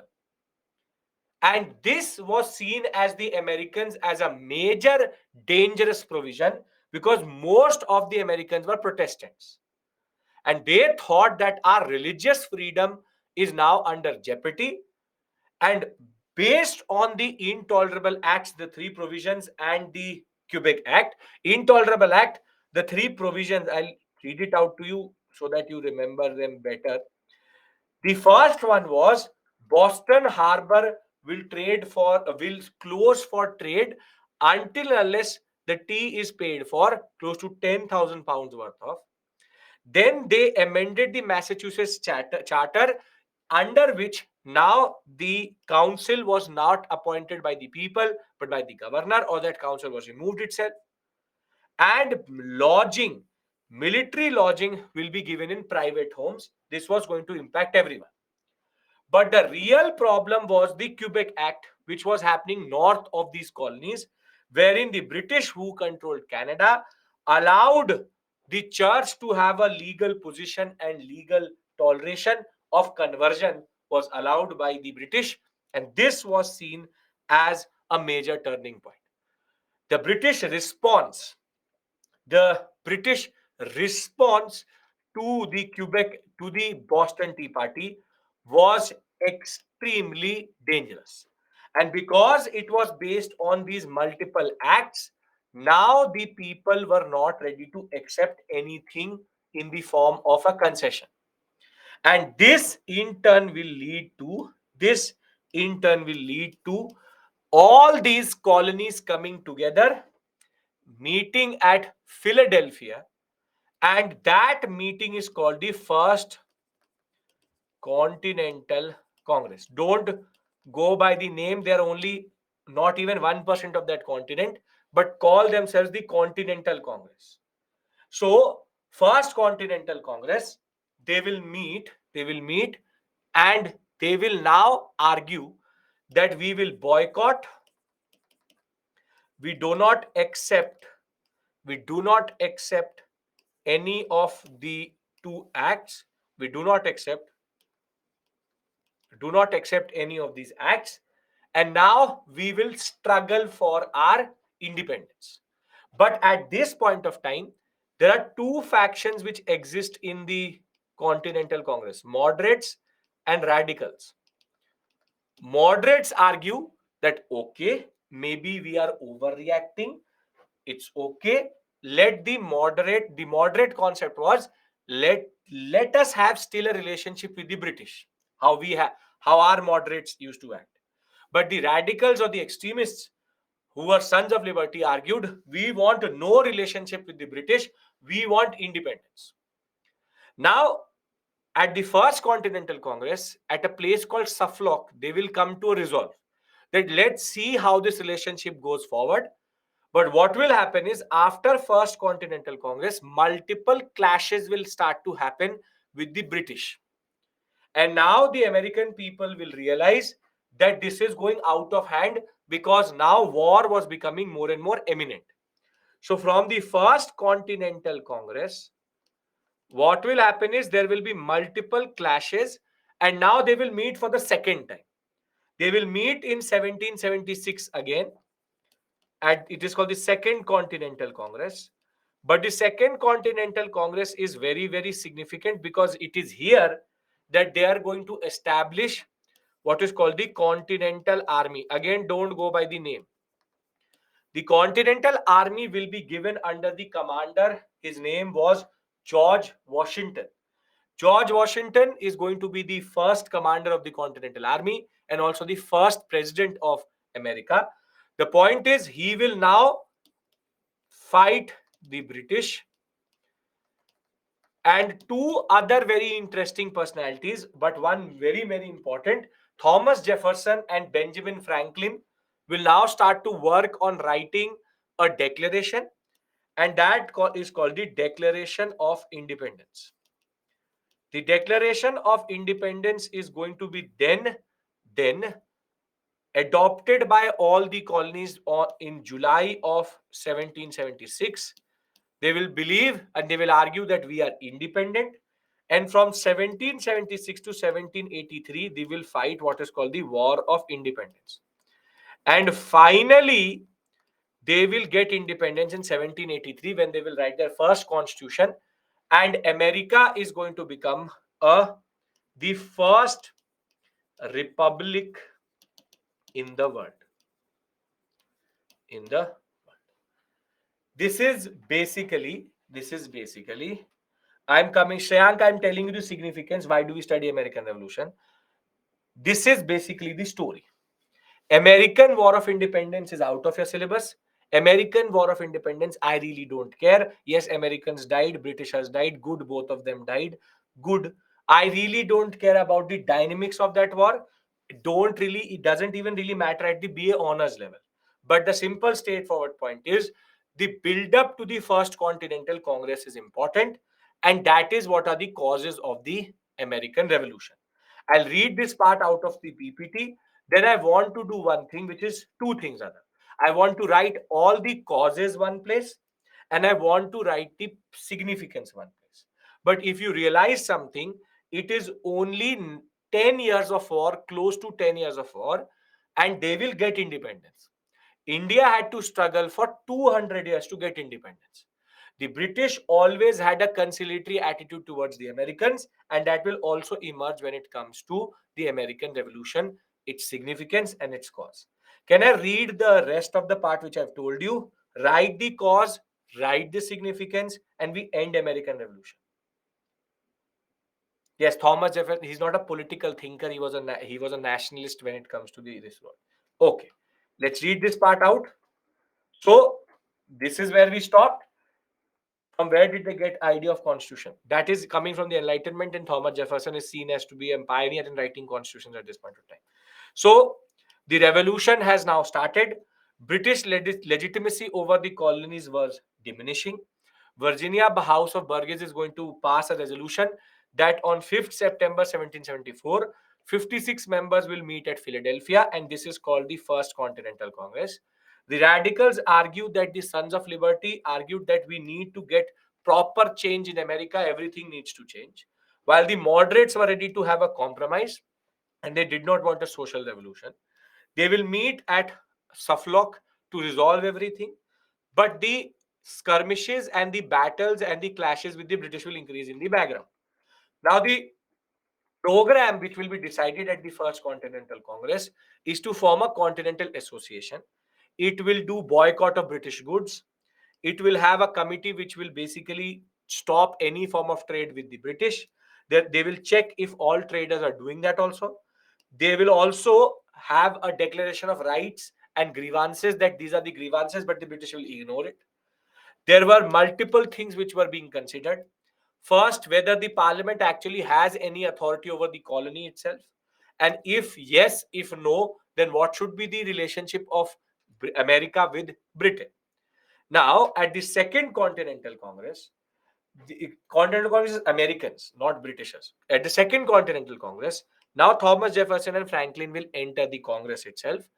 Now they will ask the New England militia to change its name to become Continental Army under George Washington. Governors will be replaced by the people.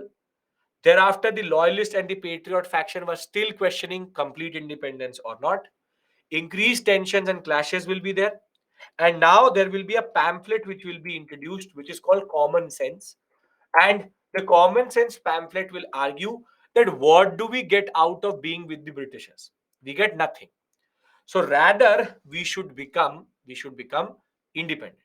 And in the autumn of 1775, five colonies were still not very keen to become independent.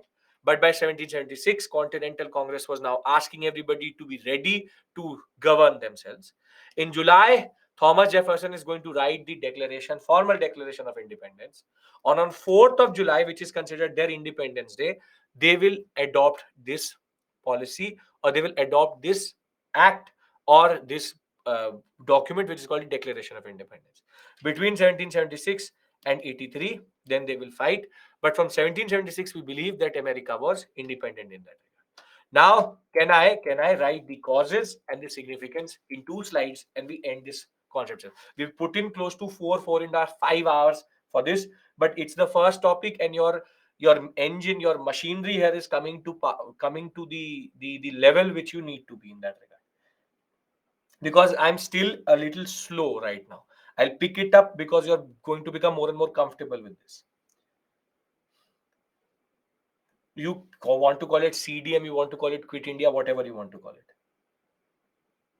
See, Anjali, Congress is an English word which means people coming together. It has nothing to do with the INC, it has nothing to do with the Congress or the Congress. Congress is Congress. It's a word. It's like calling the sun sun. That's the basic point. Americans less exploited, less effort, less number. Yes, because Britishers still had a different attitude. I will give you a break, Madhur. Wait. First, let me consolidate this section. Causes of American Revolution. If now, first, before I do that, did this story make sense to you? Because what I'm giving you in these 2 slides is what will be asked in the examination. You can write any answer from these 2 slides, but does it actually make sense why American Revolution is American Revolution? Because Commonwealth idea, Mona Lisa, will come later, not right now. Okay. Now,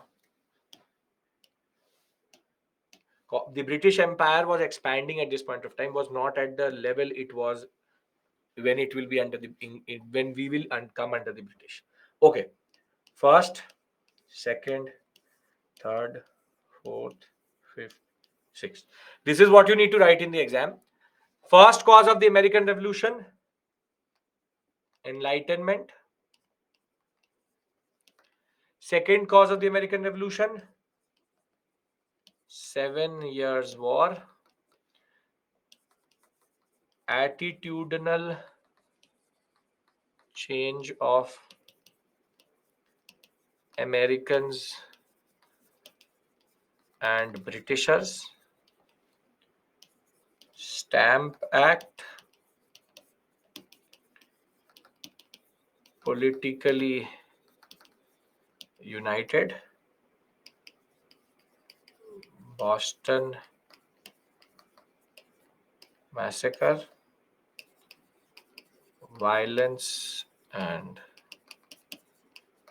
bitterness. Boston Tea Party. Americans cross the line for Britishers. Thereafter, intolerable acts. British try to punish and Americans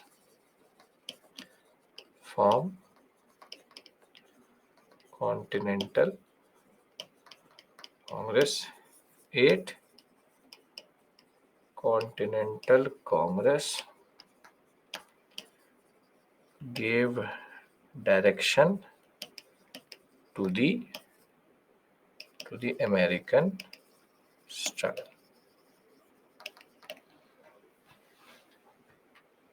See, Alina, I don't write stories because you don't have to remember the stories. If you will this recording is there for the next whatever till you have the subscription to us. You can always go through the stories. I want you to remember these points which you have to write in the examination. This is how you see. You have to write 150 words or 250 words. Can't give you katha kahani with so that you basically fill up the unnecessary things in the examination rather than writing these crisp 8 points. But can I trust you to expand on each of this with 1 line or 2 lines? Can I trust you with that? Yes? Perfect. So if I can trust you with that, you can add here Quebec Act also. Sure. Easiest? Perfect. Now can I talk about significance? We can elaborate this.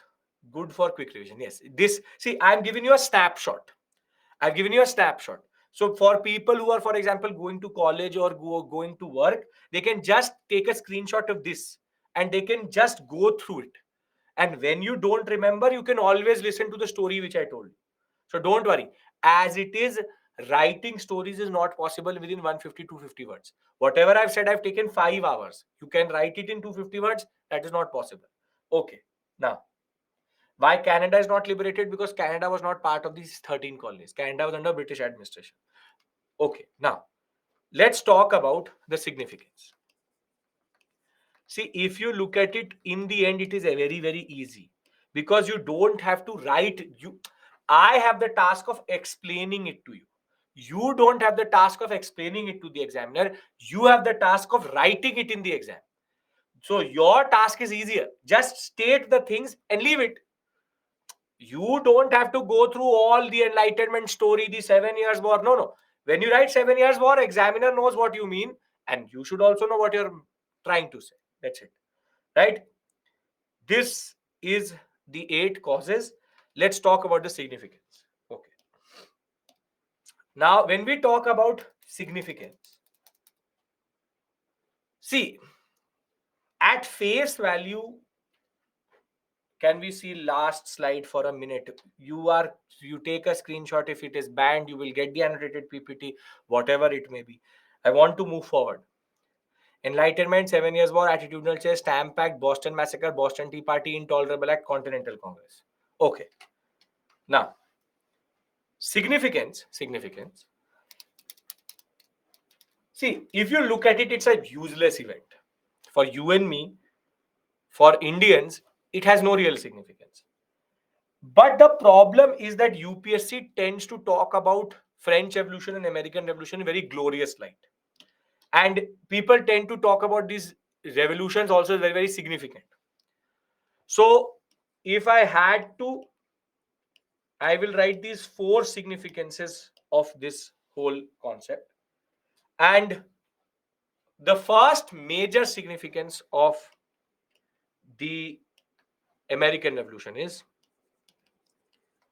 America, or United States of America, will emerge as the first republic or truly democratic country. See, Britain was constitutional monarchy.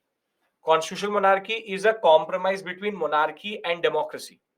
But United States of America was the first example of a true democracy. It is the oldest democracy. Oldest democracy in the world. It existed since the 1776 itself. Thereafter, the second significance is it introduced into the world a new set of ideas and vocabulary, which is freedom, liberty, representation, democracy. So for the world, now America represented a new set of ideas and a new set of vocabularies. These new words became very, very important. Third is American Revolution, and this point I will explain to you, is a moment of economic nationalism. The Americans reacted to economic exploitation by coming together and decolonizing themselves.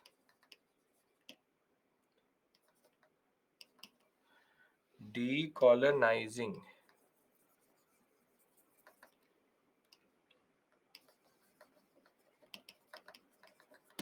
And last but not the least is American Revolution triggered the French Revolution. Now, third and fourth point I will explain to you. See, liberty, freedom is this. Fraternity is French Revolution along with the Declaration of Rights, which we'll discuss. See, first point is United States of America is the oldest democracy. Obviously, first republic in the world. Thereafter, second point argues that for the world to now see, there was a democracy which existed, which talked about the concept of how there is now the concept of freedom, liberty, and the concept of how representation and democracy became the part of the world. There were multiple monarchies, but there was only one republic. So the American Revolution, in that sense, in a way, argued that there was a new idea which could exist.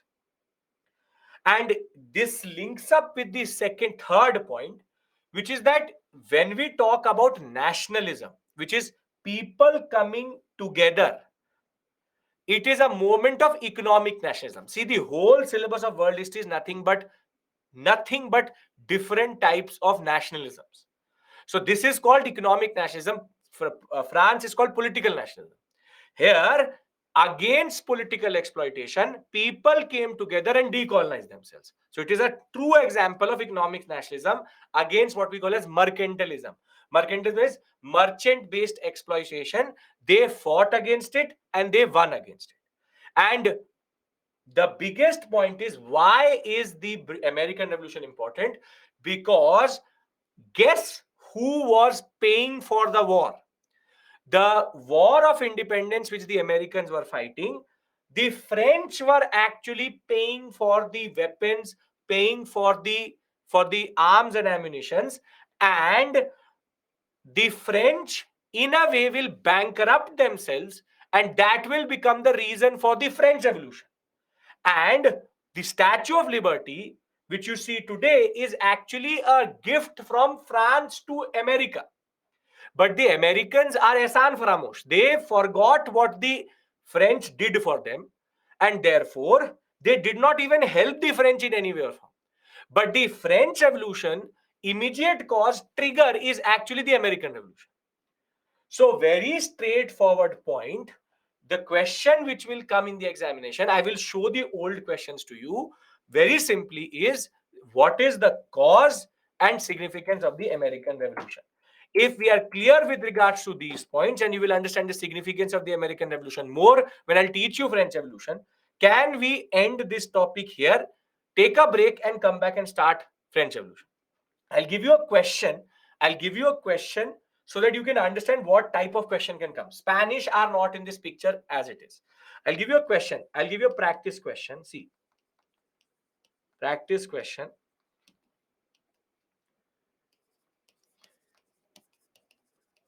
The American Revolution was not a moment. Rather, this has become too difficult. Wait once again.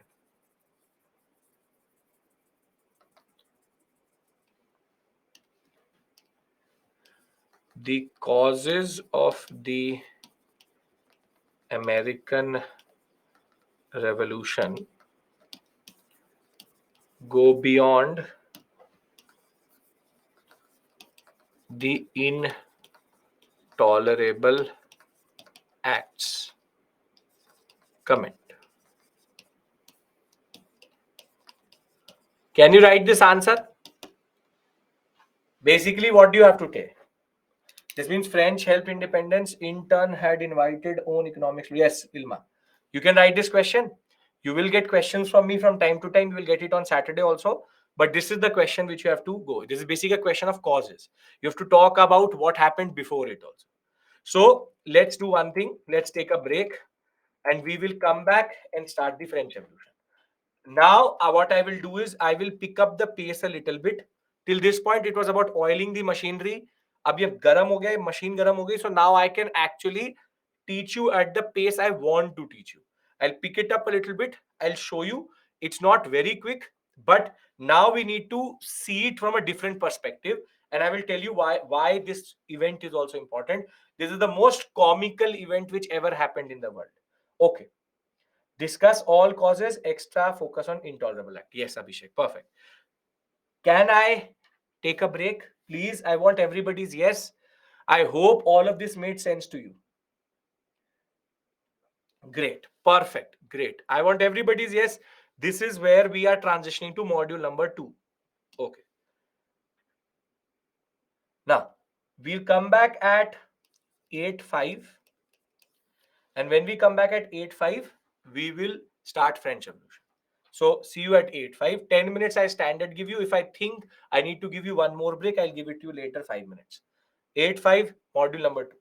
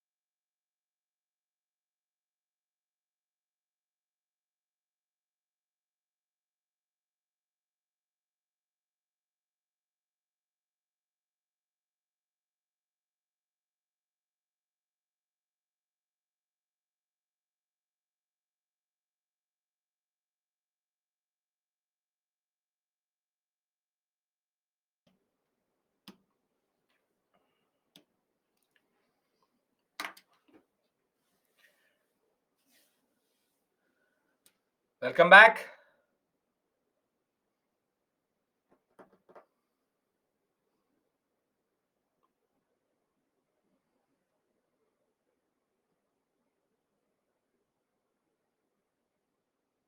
Kishan, I'll figure that out. You send it to IS Live. I'll get it sorted. I'll see to it that they're checked in the right way.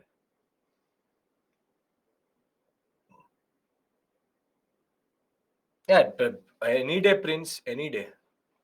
Any day.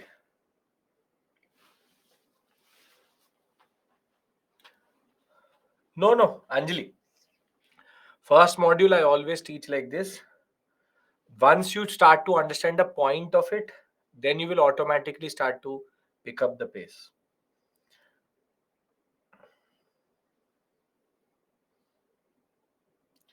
When you asked comment in the, we need to prove that causes were more intensified than the, no, no, you don't have to prove actually. You have to rather just add to it that it's not just one act but a multiple set of acts.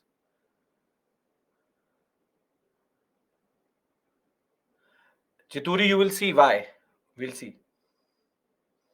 Okay. Yes, Mahima.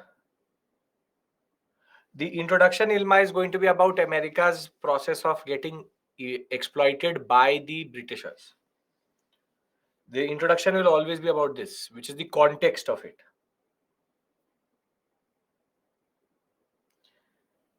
Sir, please try to explain all that is in the PPT. Velu, every point which is written in the PPT is what I explained to you first, and then we look at the PPT. 3 times I'm repeating. So, what is the issue? Every point which is written in the PPT has already been told you. When I'm reading it again, there's no point explaining it again because that's a waste of time. Okay. How to attempt that question? Introduction is going most probably going to be the way Britain was exploiting America. Then you talk about the all the causes, and in the end say it is just not the Intolerable Act, it is rather the change in attitude, the Stamp Act, the Boston Massacre, which led to the Intolerable Acts. Okay. About the second cause, it is a root cause of, yes, in a way, the Stamp Act and the 7 Years War are the two main causes. Now, now we transition to France, and I again want your concentration towards the screen because there are multiple things which we need to discuss first before we go to the concept of French Revolution. So, can we do that? Everybody's ready? Do you need to make notes? No, Palak. Everything I'm writing down is notes itself. Yes, sir. Okay, just give me 1 second. I'm not going anywhere. Just 1 second. Right. Everybody ready? Answer writing, don't worry. I will give you an understanding when it will come to writing answers. First, let us cover 2-3 modules. Okay, ready, sir. Now, see, when we talk about French Revolution, there are 2 to 3 things which you again need to remember. There is cause, there is course, and there is significance of the French Revolution. Now, out of this, course is too long to be asked in 150, 250 words.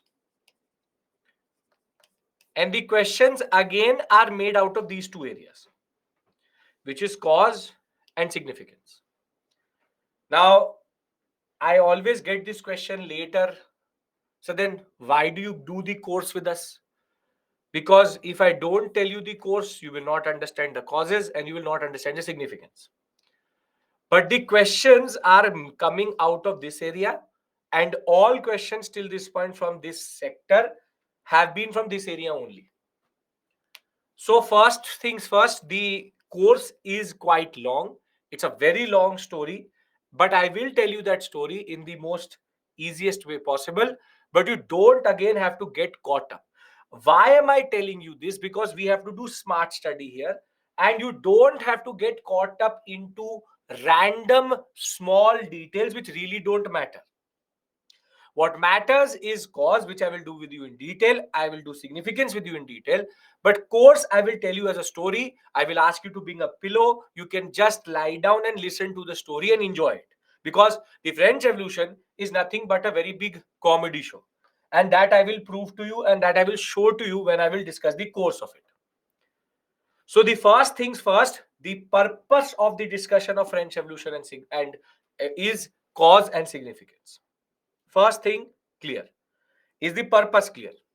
Because if the purpose is clear, then we move to the next set. Yes, okay. Now,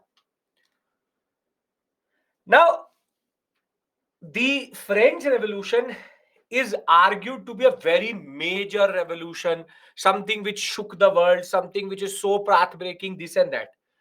But French Revolution is the biggest failure, is one of the biggest failure when it comes to any event, and did not achieve what it wanted to achieve from the get-go itself. Just to give you a snapshot, they will start in 1789 with a person called Louis the 16th as their monarchy. They were not happy with that monarchy. They will write one constitution in 1791, which will make them a constitutional republic, which will make them a constitutional monarchy. Then they will write another constitution in 1793, which will make them a republic. Then they will write another constitution in 1795, which will make them a new type of republic, which is called directory rule. Then in 1799, Napoleon will capture power. And once Napoleon will capture power, he will proclaim himself as emperor in 1804. So they were again back to a dictator. And once Napoleon will be defeated in 1815, the European powers will install Louis the 18th back. So they will start at monarchy, become a constitutional monarchy, become a republic, then again emperor, and then come back to monarchy. So the French were very good in writing constitutions but not implementing them. The only thing which they knew was write a constitution, that's it. Thereafter, when it came to implementing it, they kept on making constitutions. One constitution, second constitution, third constitution, fourth constitution. Four constitutions start with Louis the 16th and end up with Louis the 18th. It's called Bourbon Restoration. And ironically, the story doesn't stop here. They will again till 1848 be a monarchy. Then they will again become a republic. New constitution will be written here. Then they will become a monarchy again in 1852 when Napoleon Bonaparte's nephew is going to capture power. And later in 1870-71, they will finally become a republic. They will keep on writing constitutions. 6 constitutions they will write between 1789 and 1870. 100 years, they will write 6 constitutions. So understand this point that the French Revolution was one of the most comical and the worst when it came to implementation of its policies itself. So 1, 2, 3, 4, 5, 6, 6 constitutions. And this tells you the importance of us or our Constituent Assembly of writing one constitution which we till today follow. But the French Revolution is significant because of 2 to 3 things. Because the ideas which were in French Revolution were very radical. They will give us a very important document which is called the Declaration of Right of Man and Citizen, which is the mother of all constitutions in the world. And generally, the French Revolution introduced a certain dynamism in Europe, which allowed for Germany and Italy to get unified. And political nationalism was proved out of this whole event itself. So, very simply, the French Revolution never achieved its targets. But in the process of doing this, they were actually able to introduce certain things which will be significant for Europe generally. So the word fraternity that way is not even fraternity. When I will show you the Declaration of Right of Man and Citizen, you will realize everything which is our constitution was picked up from there only. So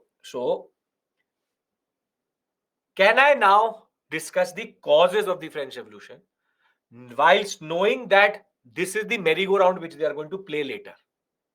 Yes.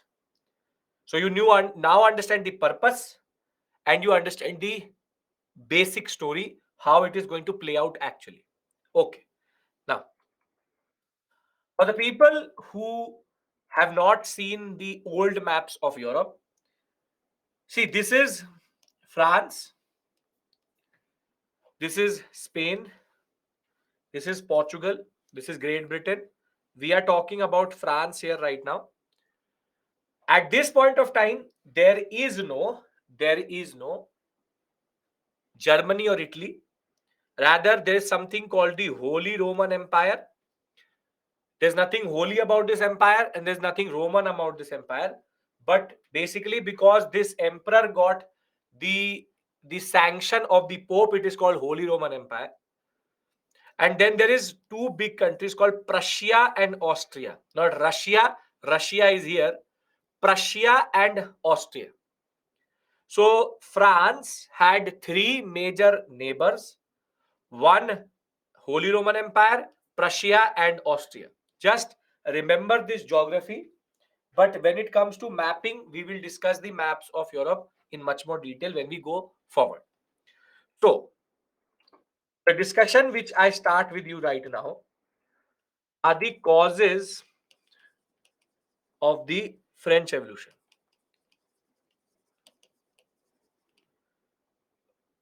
Poland plus Russia. No, no, no, no, no, no, no, no, no, no, no, no, no. Poland plus Russia equals to Prussia. No, no, no, no.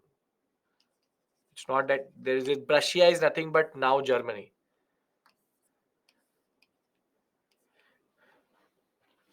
Area is obviously overlapping. This is not the final map of Europe. The map of Europe will change 7 times. Okay. And there's a word, or there's a saying that never give a European the task of making maps. They messed up India, Pakistan, they messed up India, Bangladesh, they messed up most of our borders. They were not very good in making their own borders. So it's an old issue which they have. Very bad at cartography. Very, very bad at cartography, which is the science of making maps. Very bad. Very bad. Never, never, ever give a European a map making exercise. They will never be able to figure it out. Okay. Now, as it is, they're good for nothing. Causes for the French Revolution. Causes of French Revolution. What are they good at? Exploiting. That's it. Causes of the French Revolution. They are hypocrites. That's the main thing. Now, when we talk about the Indian Constitution was borrowed idea fraternity from French Constitution, adopted all 6 constitutions. Nagaraja, we'll talk about that. Indian Constitution bolte you don't become emotional. I will tell you when I will show you Declaration of Right of Man and Citizen. You will see Indian Constitution was written very late, 1947, 47 to 49. By that time, things had already changed. So don't worry about that. We will see. I will show you Declaration of Right of Man and Citizen, and you will tell me articles. Polity I know is very very strong. Don't worry. Okay. Causes of the French Revolution. There are two long-term causes or systemic causes, and second one is immediate cause. Immediate cause. Now let's talk about first the systemic causes. Now I'm going to create a certain picture in front of you. You have to please understand it, and therein you will understand. So let's try to understand France in 1700 and both political and social. Now, see, France used to follow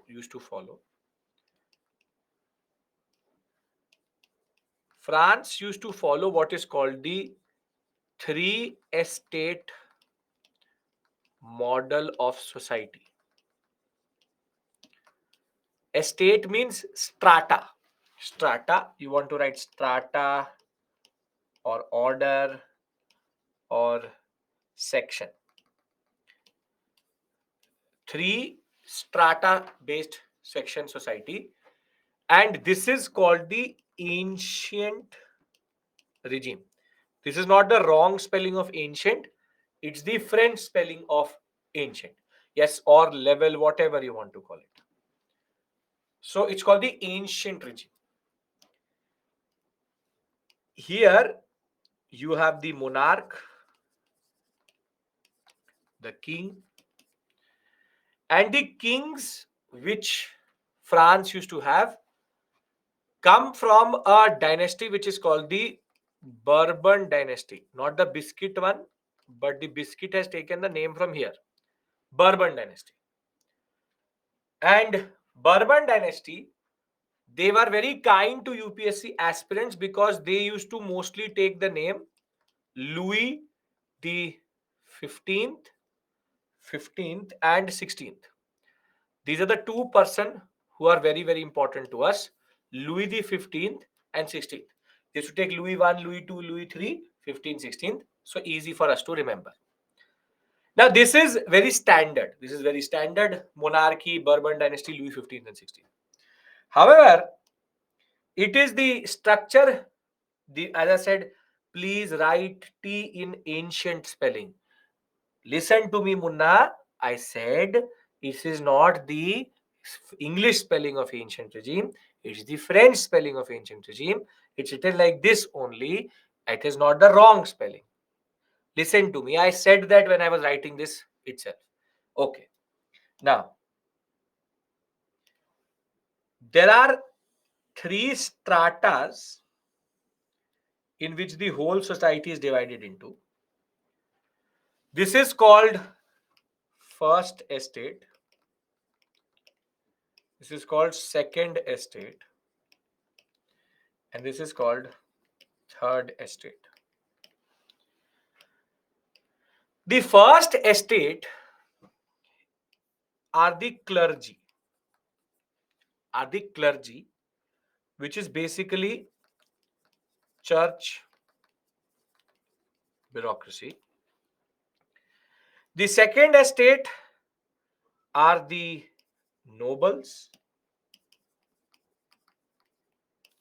which is aristocracy or relatives of the king. And the third estate is everyone else or common people. So this could include merchants, this could include artisans, and this could also include what we call as farmers, peasants, etc. Now the beauty of this system,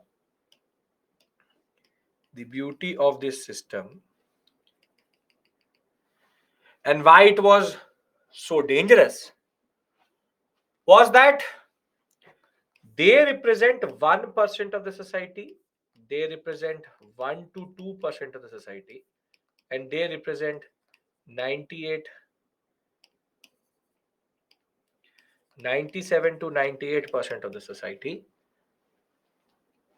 But ironically, when it came to property, 10% of all land, 10 to 20% of all land, and they got rest of the land. So one thing you can realize that the money, the wealth is concentrated here.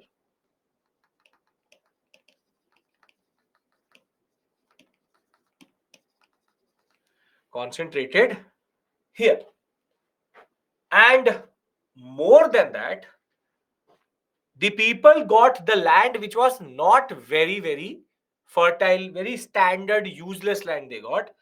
Best land, close to 30 to 40% of the best land was everything was with the clergy and the nobles. The church also used to own land in that regard. But the biggest issue in French society is that sorry, is that they pay no taxes. Again, no taxes. All taxes are paid by the third estate. So, very simply, the wealthiest are not touched, the wealthiest are not taxed, and the wealthiest are the most privileged. This ancient regime or the ancient regime, the problem is that the people are under a lot of burden. So, based on this pyramidal structure, I can come to the following conclusions. Socially, the people are, are discriminated based on threefold estate model. Power and wealth is concentrated in first and second estate, and this is population.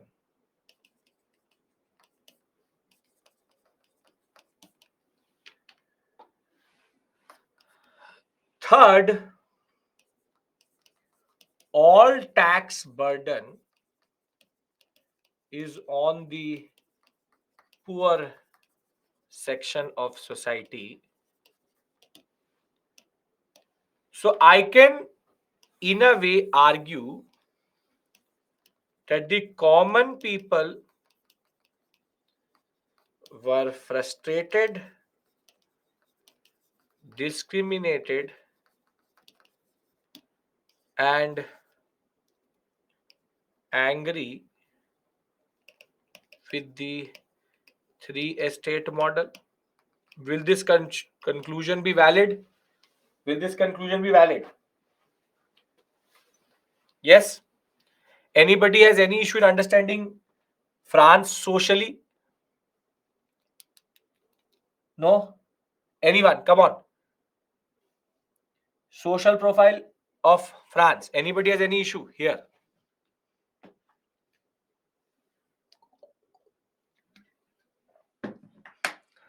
Okay. Now let's talk about polity. Let's talk about polity. If you're writing yes, sir, you have to tell me which aspect. Yes, political inequality, you can say, or rather social inequality. Social inequality, poverty. It is not like feudalism because feudalism is very different to this. Feudalism is not based on this type of structure. 1% society, no taxes. 2% society, no taxes. 30% of land with them. 98% of the people pay all the taxes, have the worst land, and very simply, they are discriminated against. Okay. Social mobility is not possible. No process of social mobility. Okay. Now, when we talk about polity, the monarch is an absolutist or absolute monarch, which means that all power is concentrated in the king. And yes, this is systemic issues. Social mobility is not possible. Is not possible. Now, when we talk about representative institutions, there used to be a drama which is called the Estate General. And basically, under the Estate General, the three estates used to meet with the king at the apex. The first estate, the third estate, rather the second estate,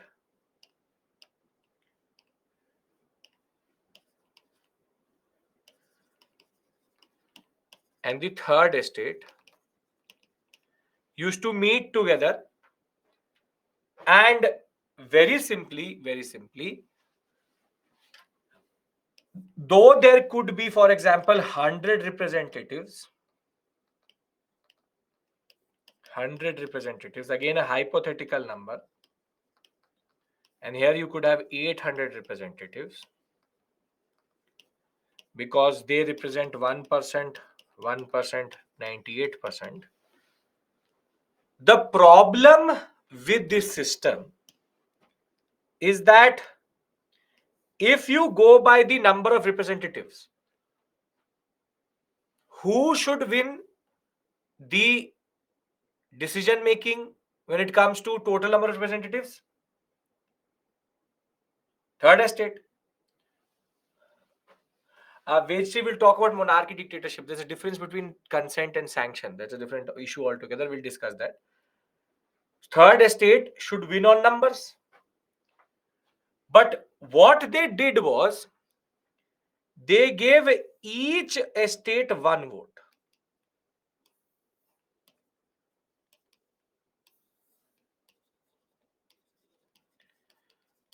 So total number of votes was 3, and the first and second estate always used to come together to make it 2:1. So very simply, though there are more number of representatives, they are still given one vote. So 1% of society has one vote, 2% of society has one vote, but 98% of society still has one vote. I'll give you, can't understand, I'll give you a very simple example. There are men and women in this class. There could be, for example, 18 women, 20 men. So if I say vote on something, who will dominate? The women, because they are more in number. But if I have to basically skew the whole concept, I can just say women have one vote, men have one vote. So now 80 people have one vote and 20 people have one vote. Basically, you can take whatever decision you want to take within yourself, but you can either say yes or no, one vote. So it's a simple, straightforward concept.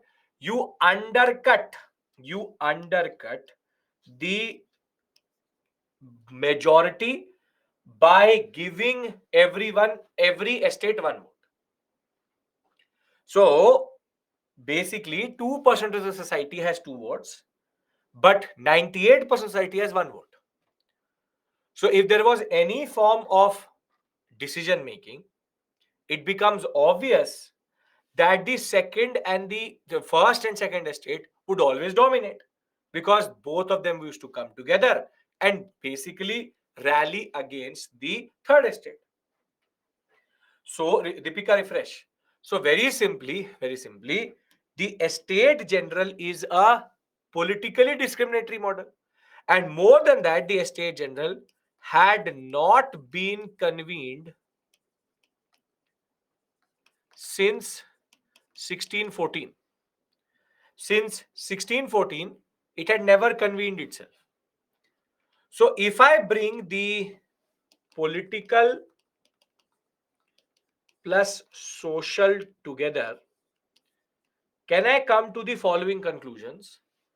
which is that they are socially discriminated,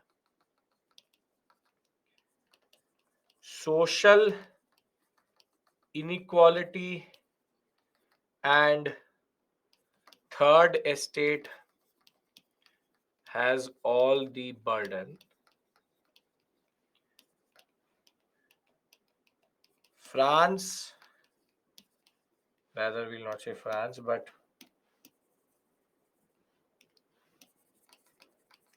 monarch is, or rather has, absolute power, and all representative bodies are non-representative.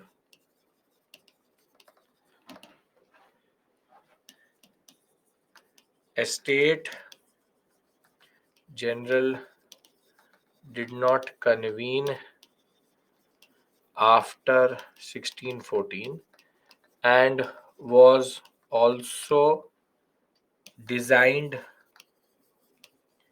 against the third estate.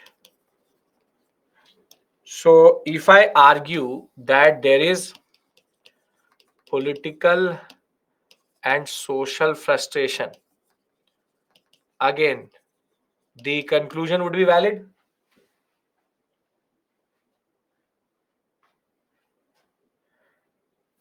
Yes.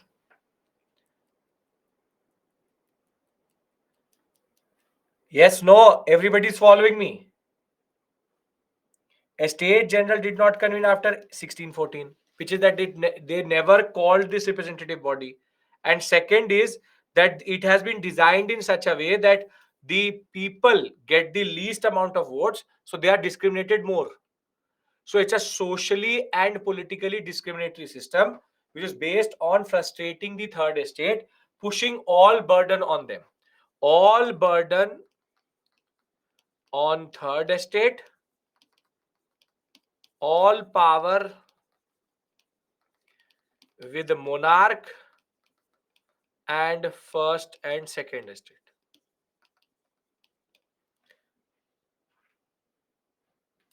Anshu, now clear?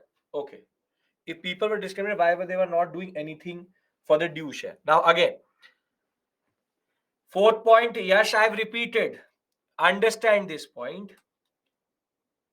This thing which you said, Ilma, which is that why were people not saying anything?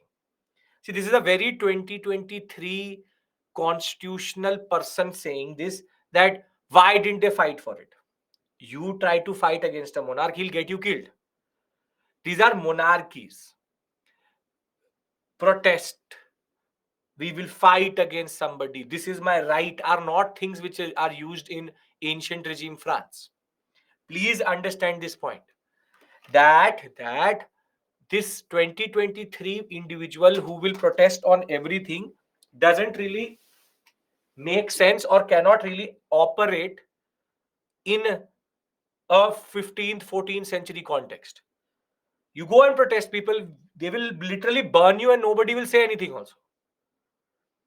So be very, very clear that these notions don't work. Okay.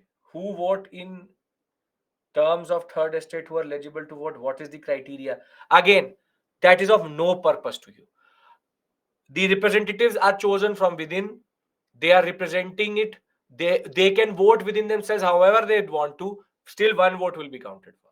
But there's no eligibility here. They represent their own representatives. But why do you want to do a thesis on the third estate or the estate general when it will not exist only after 1789?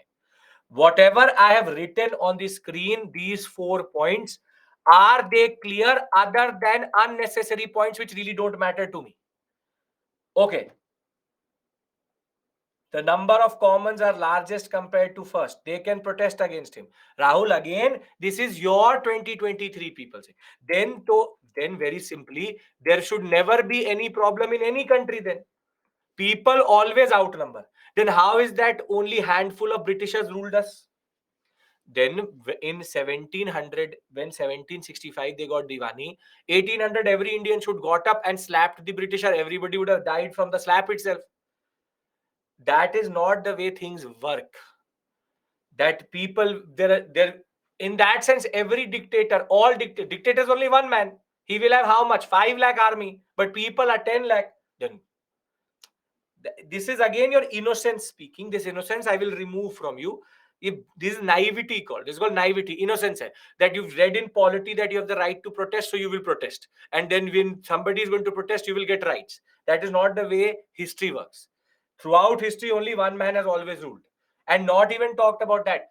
When it comes to varna distinction, Brahmin, Kshatriya, Vaishya, Shudra, do you think that the Brahmins were in a majority? No, it was always the smaller section dominating the other sections. That is the way who holds power. That's a separate issue altogether.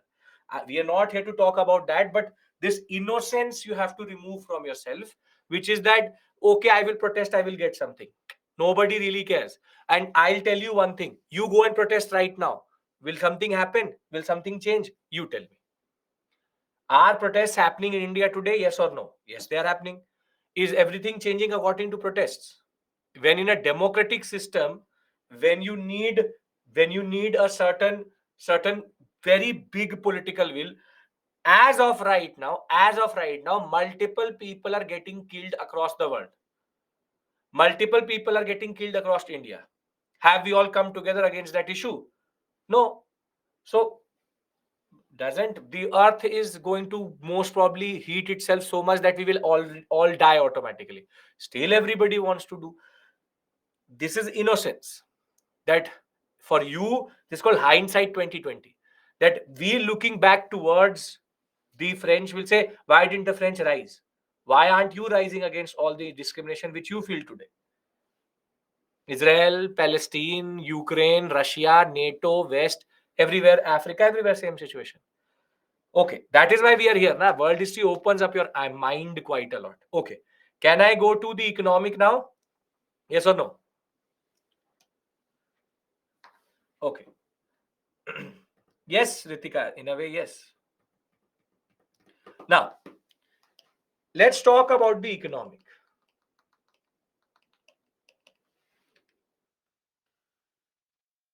When we talk about, sir, the monarch cannot rule without giving representation to third estate. He was not ruling with the representation of the third estate. That's a drama which he's doing. Economic. Monarchs and dictators don't get power out of consent. It's power which they hold generally, fear. Okay, or divine consent, church, this, that.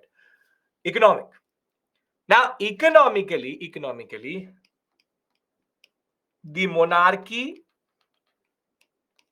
second and first estate had no idea about the ground realities. And the Louis or the Bourbons had lavish lifestyle and overspending. On the other hand,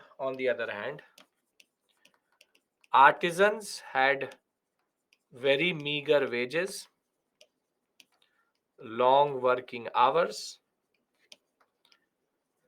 and when we talk about the peasants, there are famines in a rural countryside, riots for bread, which are called bread riots, food shortages, and multiple issues in agriculture. A very good example of this is that the wife of Louis the 16th, she was once sitting in the palace of Versailles. While sitting in the palace of Versailles, she saw people fighting on the street. So she asked her servant that why are people fighting in the streets. So Marie Antoinette was her name. So the servant said to Marie Antoinette that people are fighting because they fighting for bread. The bread riots. They're fighting for bread. They can't eat bread. So Marie Antoinette argued that if they can't eat bread, why don't they eat cake? That is the level of dumbness and what we call oblivious nature they had, which is that she didn't know that cake is also made out of bread only. So the monarchy is having multiple overspending sprees, lot of money, but they're overspending also. And basically, if we talk about the economic situation, France is moving towards economic crisis and bankruptcy.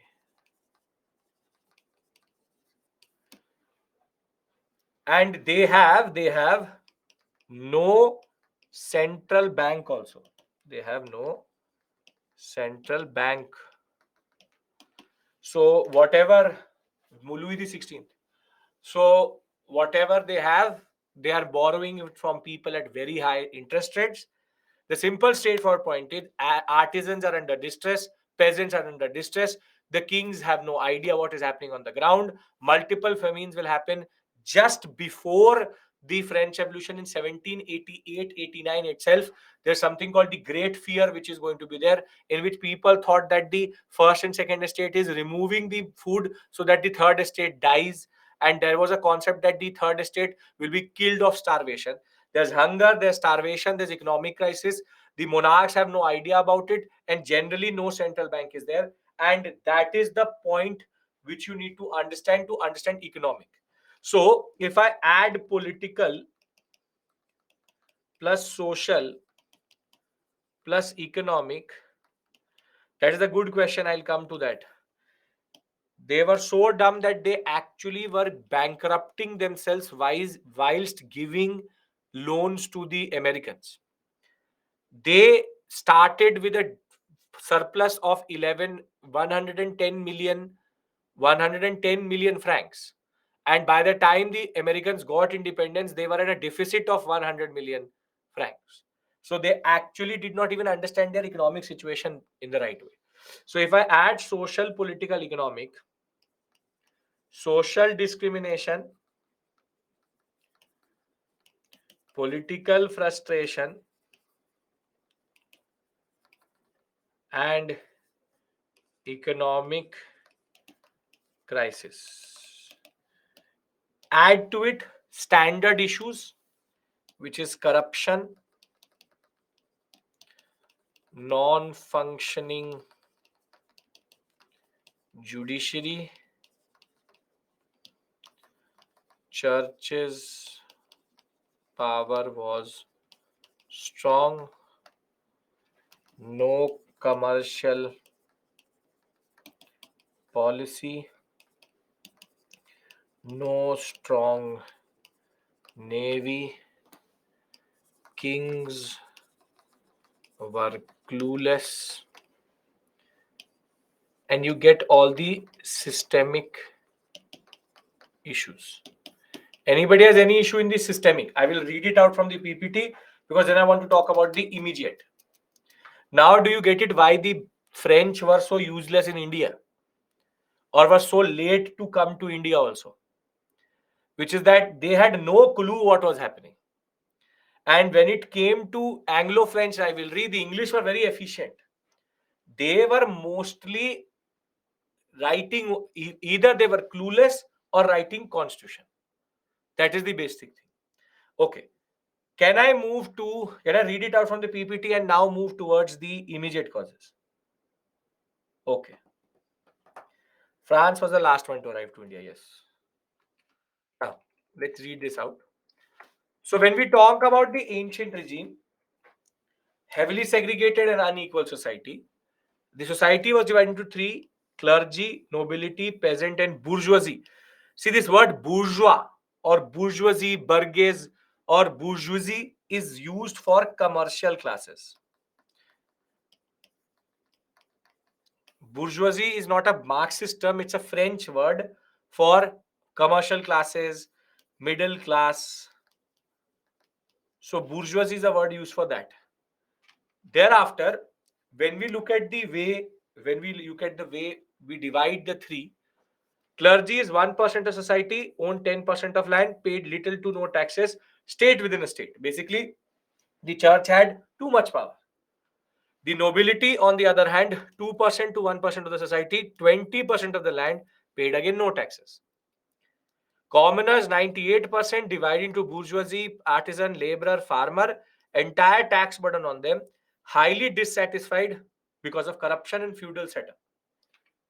State within state means that they are so powerful that within a French monarchy, they were within them a state within themselves, which is that nobody could touch them. They were very powerful. So it's about being very powerful within a state. Now yes, like the Pakistani army in Pakistan, which is basically a state within a state. On the eve of the French Revolution, second largest population, government was going bankrupt, taxation and collection system were faulty, reforms, if any, had failed.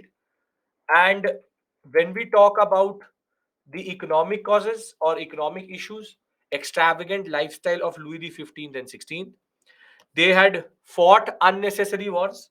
You tell me, if there's a war for who will come to power in Austria, what does France gains out of this? What would France gain out of it? Nothing. If America got independence, what does France gain out of it? Again, nothing.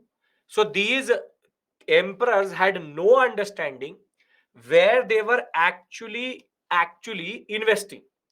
So be it the 7 Years' War, be it the Austrian War succession, be it the American Revolutionary War, they had nothing to play for. They were gaining nothing. And their American colonies slowly but surely were also in a way becoming independent. No central bank, defective commercial policy, trade monopolized by guilds. Guilds are nothing but trade associations. No rule of law, corrupt judiciary, excessive public debt, faulty taxation policy. It's a good recipe for disaster. Now, there is no representative institution, inefficiency, corruption, lack of self government, privileged groups opposed any form of reform. Now, add to this, why would the French fund the American Revolution? Because it was about weakening the Britishers. It was all Anglo-British rivalry. So the way France was going forward with 1780 seeing multiple famines, in 1789 multiple bread riots, multiple great panic, what we call as the Great Fear, bread riots, rumors that they were killing of people by starving them. So people were now attacking the aristocrats also. So the bourgeoisie were money lenders, businessmen, teachers, advocates. They had money, but they did not have power.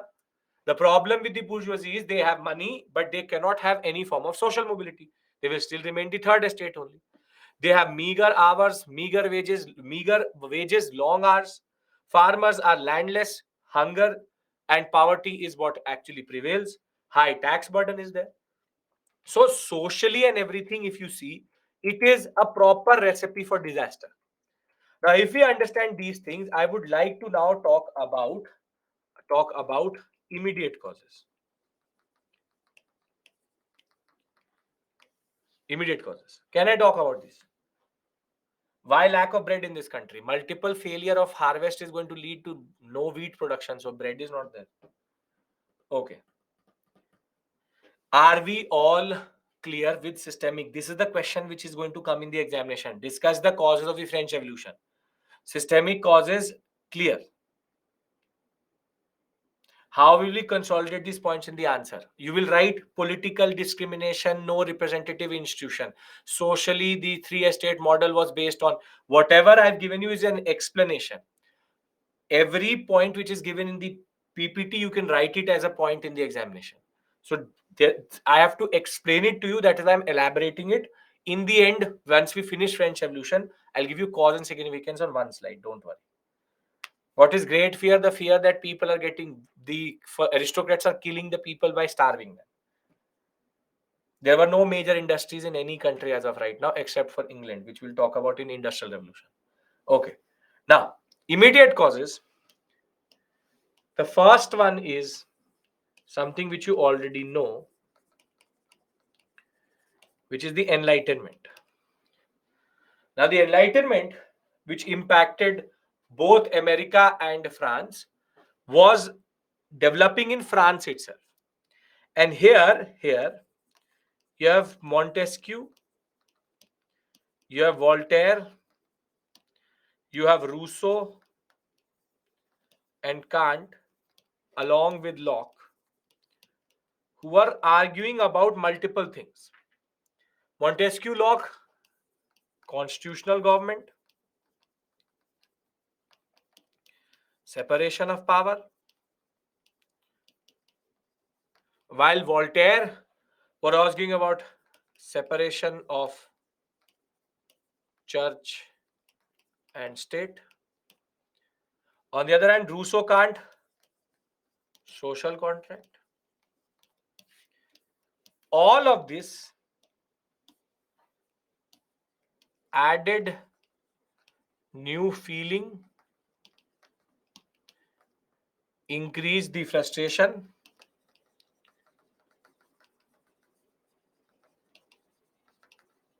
and the people wanted change.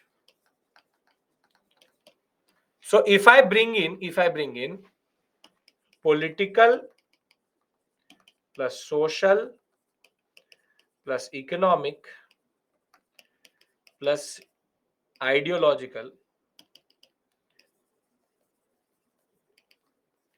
what I get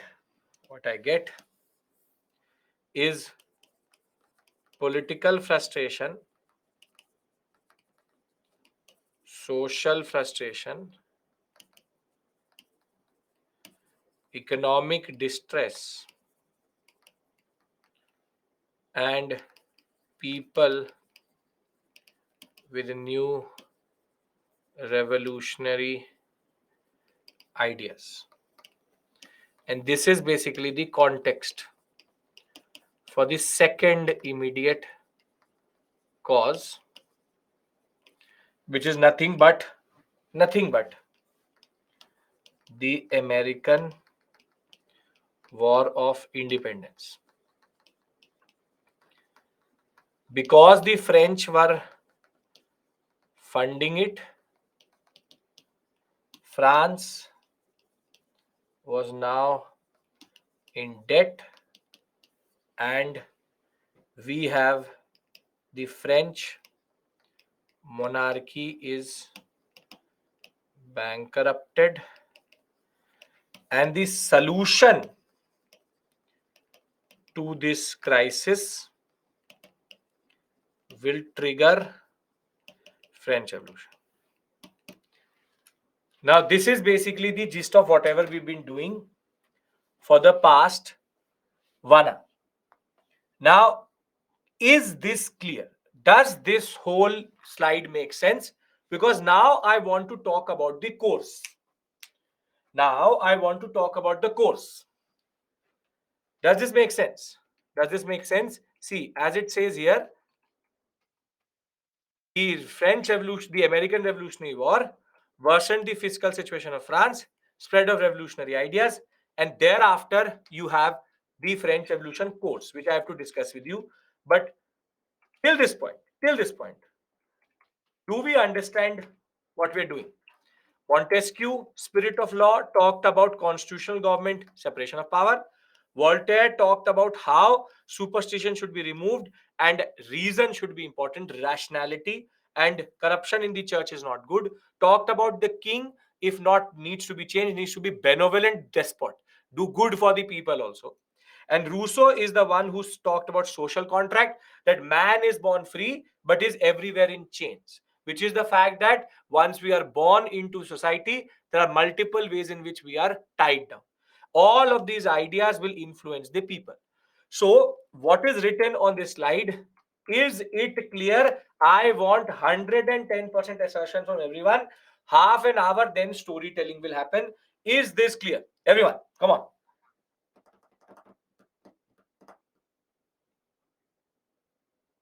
There was no benefit of supporting the Americans. Yes, no benefit. Done. Okay.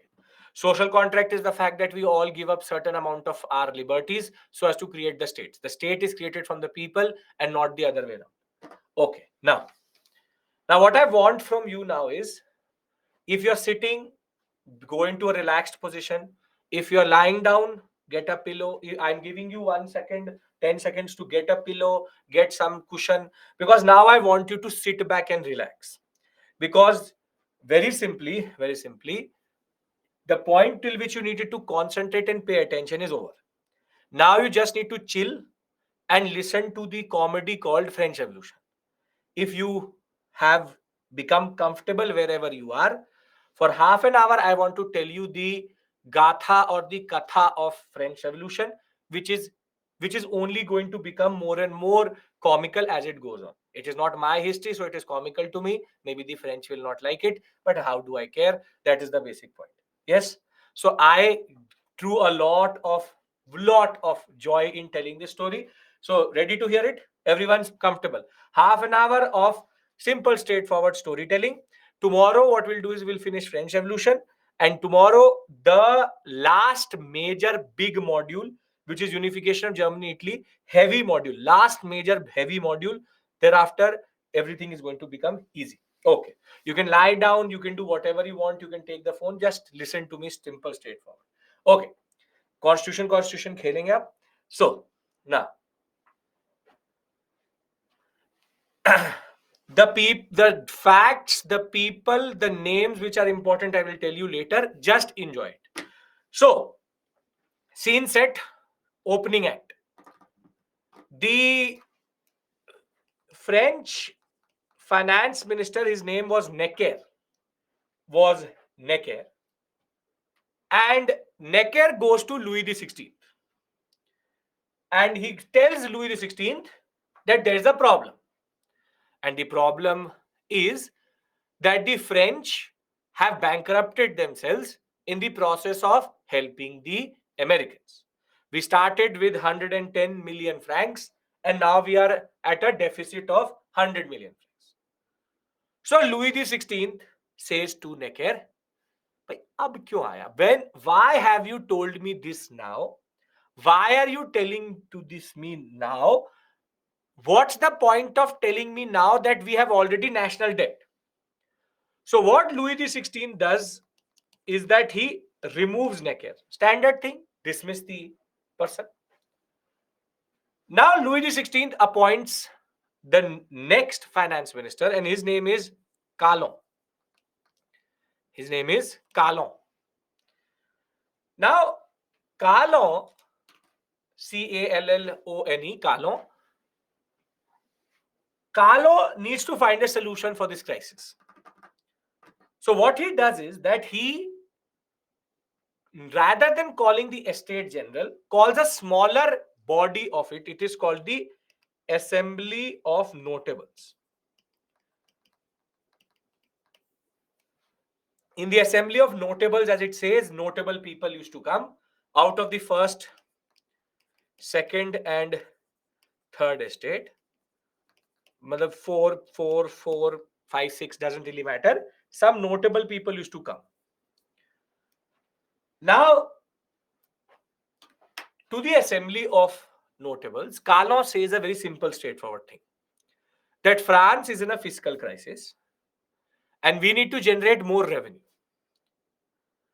What is the easiest solution to this issue? What is the easiest solution to this issue? Come on, tell me. Tax. But tax whom? Tax whom? Tax the first and second estate. The third estate already is squeezed. You cannot squeeze the third estate more. So Calon says that let's do one thing. Till we are in a fiscal crisis, he proposes that the first and second estate should pay some taxes. Simple, straightforward. Third estate can't pay more. Let the first and second estate pay some taxes. Once we have reached break even, we will stop taxing the first and second estate. Very easy thing. But now somehow the first and second estate says, we will not let you tax us. Let France go into a ditch. We don't care about France. We will not pay tax. Let the sky fall down. Let France go and beg to any other country. I, as an aristocrat, I, as a clergy, will not pay 1 rupee. I don't care. And this is called the aristocratic revolt or rebellion. The aristocrats said, no, no, no, no, no, no, no. Taxing us, no. Not possible. And this meeting will end with the first and second estate walking out. Now, people in the third estate, people start to get to know something is happening, something is wrong. Now, Louis XVI calls Calon and he says, what was the solution which you proposed? He said, tax first and second estate. Now, Louis XVI says, who asked you to do that? And Calon will again be removed. So, this solution again cannot be done. Calon is removed by Louis XVI. So now Louis XVI will appoint within 3 years his next finance minister named Briny. Now Briny can't do what Necker did, which is to say the situation is problematic. Briny can't do what Calon did, which is tax the first and second estate. So Briny gets a must idea, gets a new idea. He says, let's do one thing. Let's call the estate general. Hasn't met since 1614, but the people have changed since 1614. Let's call the estate general. Let the estate general meet and we'll again ask the third estate to pay more. So we have been making a fool out of the people previously. Let's do the same thing. Let's call the estate general. And it was decided that the estate general will be called in 1789. And therefore, 1789, call the estate general and let the first and second estate outvote the third estate, tax them more and solve the issue. Briny had a perfect idea. But Briny forgot about one thing. That the people in 1789 were very, very different to the people of 1614. Now, as I told you, the solution for this fiscal crisis will trigger the French Revolution. And you see how the French Revolution will now start. Everybody is with me till this point? No issue? 3 finance ministers, 3 different solutions. Perfect. Now, when the concept of estate general is proposed, the people of the third estate become a little bit restless. They know what is going to happen, which is 2:1.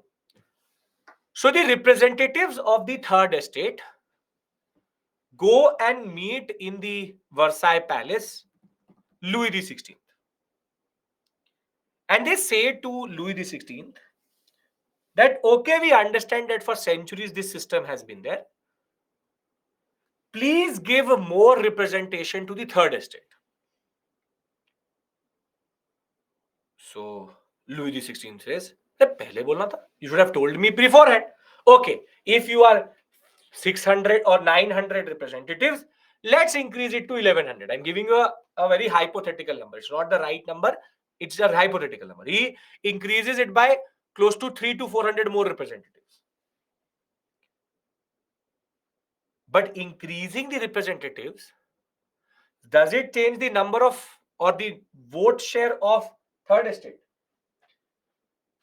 No. Like you, the third estate also thought the same.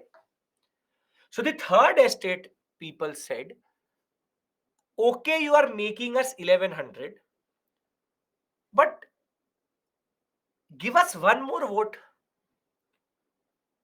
You make it 2:2. One vote to first estate, one vote to first estate, one vote to second estate, and two votes to third estate. At least we can balance the third estate, and we can balance the estate general. So Louis the 16th said, increase done, sanctioned, let me sign it. And then the people say, so we also get one more vote. And Louis the 16th say, important काम आ गया. Some important work has come. I have to leave right now. I can't answer this question right now. I will answer this later. I have some very, very important work which has come through. I will see you later. So when it came to the question of increasing the votes of the third estate, he did not say anything.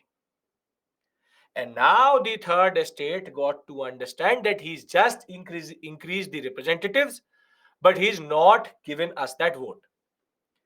So now the third estate decides that when we are going to meet on the estate general day, we will protest and we will not allow the estate general to go forward. And this information leaks to the first and second estate. And very decisively, on the day the third estate had to meet in the Palace of Versailles, they locked the doors of the Palace of Versailles for the third estate to not enter. And this frustrates the third estate representatives quite a lot. And they say, enough is enough. And what they do is that they go to the adjacent tennis court. He had an indoor tennis court. He's Louis the 16th. So in the tennis court, the third estate members will meet and they will take what we today call as the tennis court oath. And what the third estate representatives argue is that today we change our name from the third estate to the National Assembly, and we will not leave this tennis court until and unless we write a new constitution for France, which is based on democracy.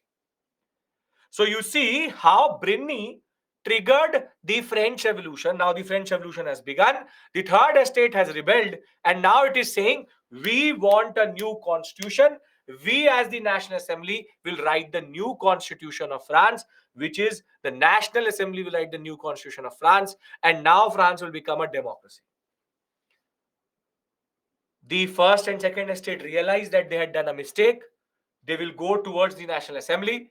But if you're Louis the 16th, would you be happy about the situation? Would you be happy about the situation? Obviously, no. So now the National Assembly has taken an oath to write the constitution. So what Louis the 16th does is he starts to ask the army to move towards Paris, which is the capital of France. And now people can see who are on the streets, the army moving around. And now the French people can feel that the army will be used by Louis XVI to disband the National Assembly. So now the people start to squabble around in order to protect the National Assembly, saying that this is going to write a new constitution for us. And once people were looking for arms, one of the person will scream, let us go to Bastille. Let us go to Bastille. Bastille is their armory prison, Tihar jail if you want to call it. And basically, they say, let us storm the Bastille. And this is called the storming of the Bastille in 1789, in which people are going to storm the Bastille, break it. People who had been wrongfully put in the jails will be freed, and they will take out the arms out of the armory and take an oath that we today call ourselves the National Guard. The National Guard. And we will protect the National Assembly. And this is called the Bastille Day. Till today, in French history, it is called Bastille Day or their Independence Day in a way, and for which our Prime Minister recently went to France also. This is the context of the Bastille Day, in which the Bastille was broken and the National Guard was created, which till today exists. They will also adopt the flag of France, which is still today used, which is nothing but the red, blue, and white flag which they use today. So, Bastille Day is the day on which the Bastille was broken and the National Guard was created in order to protect the National Assembly. Till this point, everything seems to be fine. Everything seems to be fine. That a new constitution is being written. But understand this point. Till this point, nobody has no issues. Bastille Day, Bastille, National Guard, National Assembly. I will tell you what to remember. Don't worry in the end. No issues. Now, tell me one thing. Does writing the constitution automatically solve your economic, political, social issues? I want to write a constitution. Will automatically everything get sorted? No. Now, this the French people did not realize. They writing a constitution is not a joke. It takes time. Now, in June, July of 1789, the French Revolution has started. People, people, how does National Guard come into the picture? People want to protect the National Assembly. They take up arms. That is the National Guard. So June, July 1789, they start to write the constitution, but people are becoming impatient. People want change. And by August, people have become too impatient because the bread riots have again begun. The people are looking for change. The constitution is not coming. So the National Assembly, in order to calm down the people, they introduce a document which till today is considered the mother of all constitution, which is called the Declaration of Rights of Man and Citizen. Now, if I will read the Declaration of Rights of Man and Citizen to you, who is Bastille, what is Bastille? Bastille is the armory jail of France. 14 July. Okay. Now, I'll read the Declaration of Man and of Citizen. You just keep our Indian Constitution in the background and think of it. First, these are the provisions of the Declaration of Rights of Man and Citizen. Man is invested with some natural rights which he acquires by birth, such as right of individual security, right to freedom, right to equality, right to property. Law is the expression of common will and everyone is equal before the law. Nobody should be arrested unlawfully without a judicial order. The freedom of speech and press is guaranteed, and the security of public rights is the duty of the state. The sovereignty was vested in the nation instead of the state or parliament. All people have the right to acquire ranks according to merits. Private property is an inviolable and unbreachable right. Nobody will be deprived of it. All are free to diffuse religion and thoughts provided they do not violate limits prescribed by law. Freedom lies in those activities that do not harm others. All officers of the state are accountable to the public. Do these provisions rather seem to be familiar to you? Yes. All are basically the basis for all fundamental rights we have. From double jeopardy to the fact that 15, 16, all. This document is considered a path-making document which will be produced in France. And this is one of the most important contributions of the French Revolution to our history itself, which is that the Declaration of Right of Man and Citizen will become the preamble for the constitution which they will write in 1791, which will make them the first constitutional monarchy of France. So they will become a constitutional monarchy of France in 1791, and the Declaration of Right of Man and Citizen is going to be the preamble for that. They will remove the ancient regime. They will remove every aspect related to the concept of whatever was the church's authority. And France had finally written one constitution which made Louis XVI the executive, ultimate executive, and the National Assembly is going to change its name to Legislative Assembly. And once they will call this as the Legislative Assembly, the monarch, which is Louis XVI, is going to become the constitutional monarch, and the Legislative Assembly is going to become the parliament below it.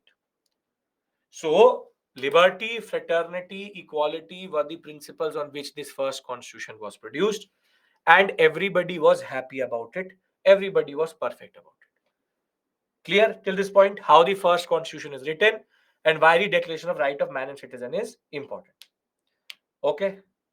Now, small episode and then I'll leave you for today.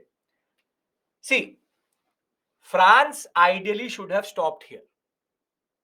France ideally should have stopped here because constitution written, and now they should concentrate on implementing this constitution.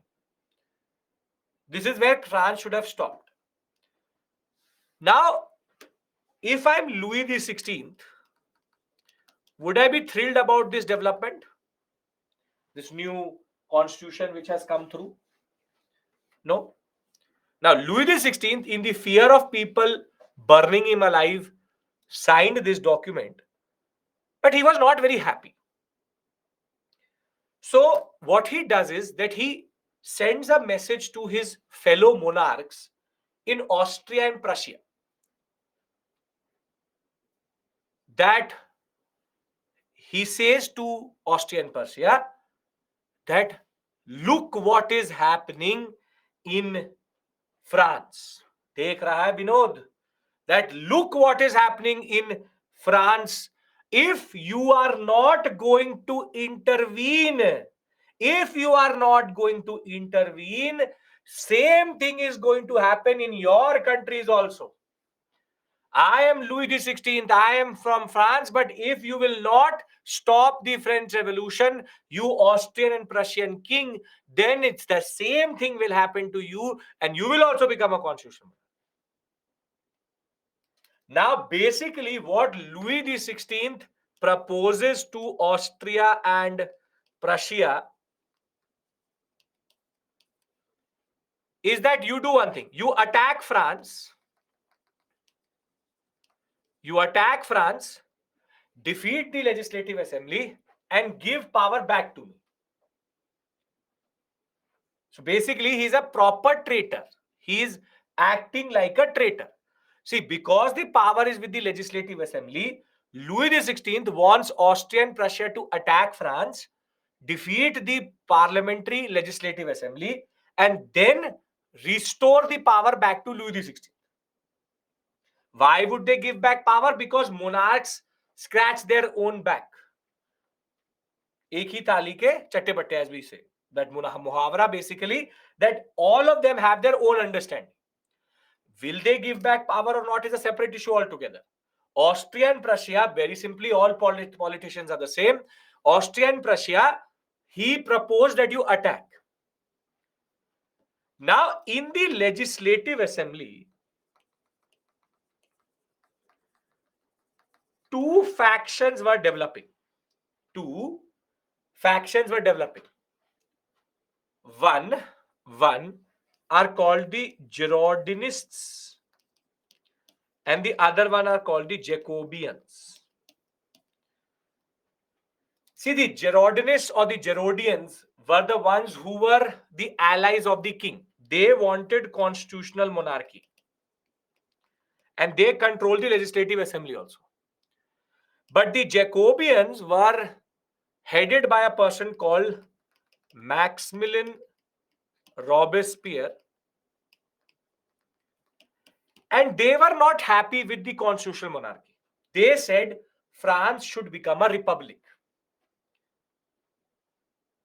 However, even before Austria and Prussia could attack France, the Girondinists got to know that Austria and Prussia are mobilizing their forces, and in 1792, these fools will declare war on Austria and Prussia. And from 1792 onwards, the French will now fight a war on two of their borders. Preemptive war. Now, if you are good in economics, is war good for economy? No. So these fools first write a constitution in 1791. Then by 1792 are at war also. And ironically, writing that constitution did not change the economy of France. France is still in a crisis and now they're in a war also. But the Girondinists still believed that Louis XVI was the man to do the job. But Maximilian Robespierre and the Jacobians, who are the lower strata of the people, they believed that no, there is something problematic in the way Austria and Prussia were, in a way, mobilizing. So now, what Louis XVI says, as soon as the war is started, he tries to flee France. He tries to flee France. And what he does is, one time he takes a carriage and reaches to the eastern border of France. Just before leaving the border, somebody identifies him and says, "Isko koi dekha hai. I have seen this person somewhere."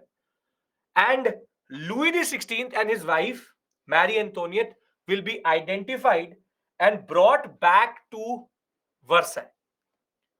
But now the Jacobians' internal conviction that there was something fishy was now becoming more and more obvious.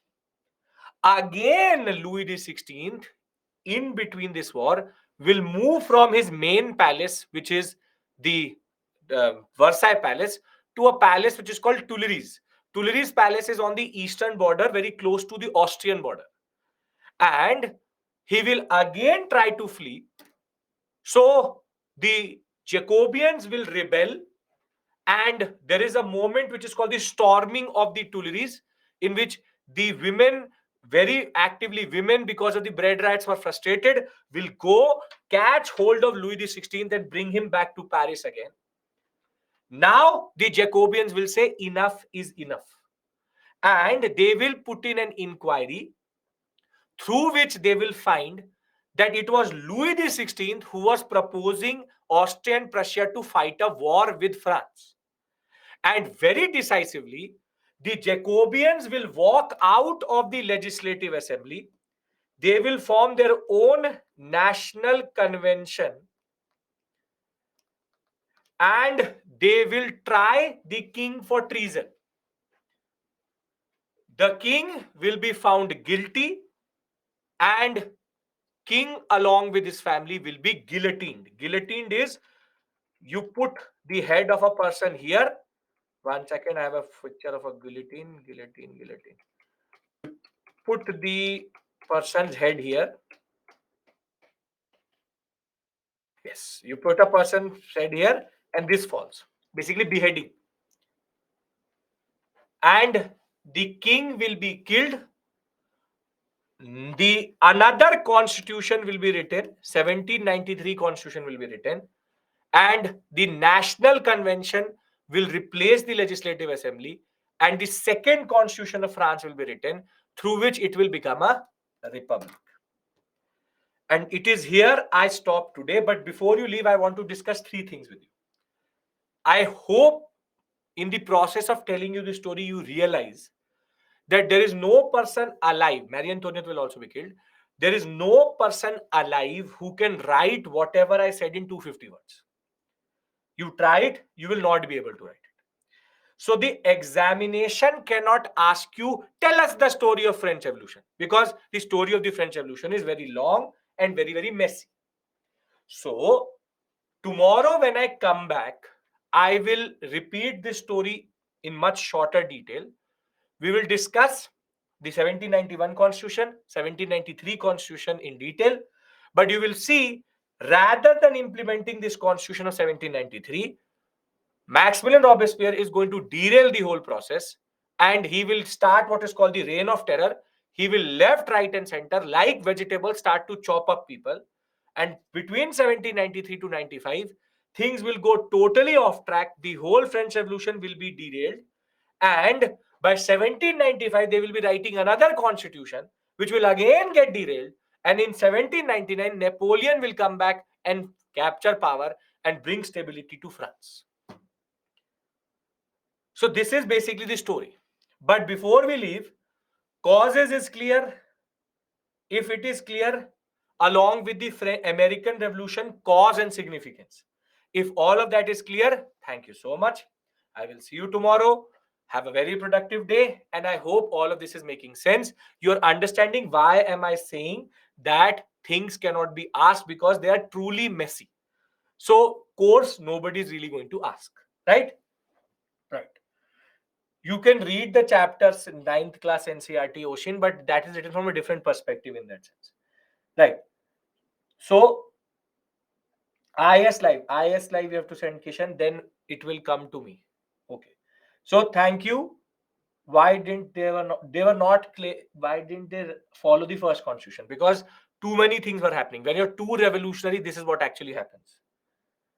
Okay. So if you don't have a question, thank you. I will see you tomorrow, 6 a.m. Don't be late. I will repeat this story again. Jacobians is the name which they take, which is coming out of the way the bourgeoisie used to identify. Jacobian is a word for middle class in that sense. Okay. My email ID.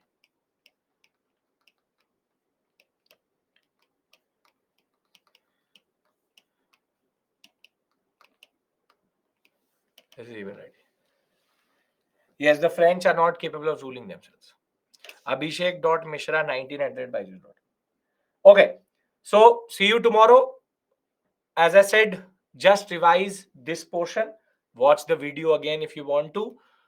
Tomorrow, cause significance is done. Tomorrow, French Revolution will be over. We'll be able to do unification of Germany tomorrow, I think. Unification of Italy and Industrial Revolution, then most probably is Monday. Okay. Still, the story is quite a lot. The story is left. We've written only seen 2 constitutions. 2 more are left. Okay. Immediate causes, Janvi, are the intellectual, the Enlightenment, and the American War of Independence. Last slide, there's nothing written on the last slide. Rahul, which slide? I've not written anything. Everything is random.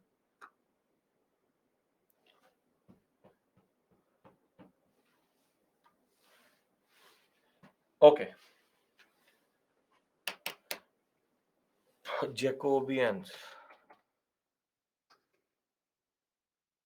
Look for that slide. Thank you. Thank you. I'll read it out of the PPT also tomorrow.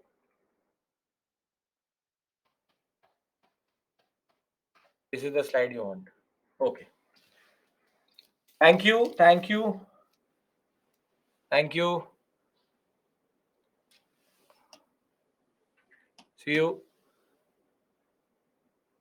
You have to send answers at islive@byju's.com. Don't send it to me. I cannot generate the ticket number, which will be then important for sending it back to you.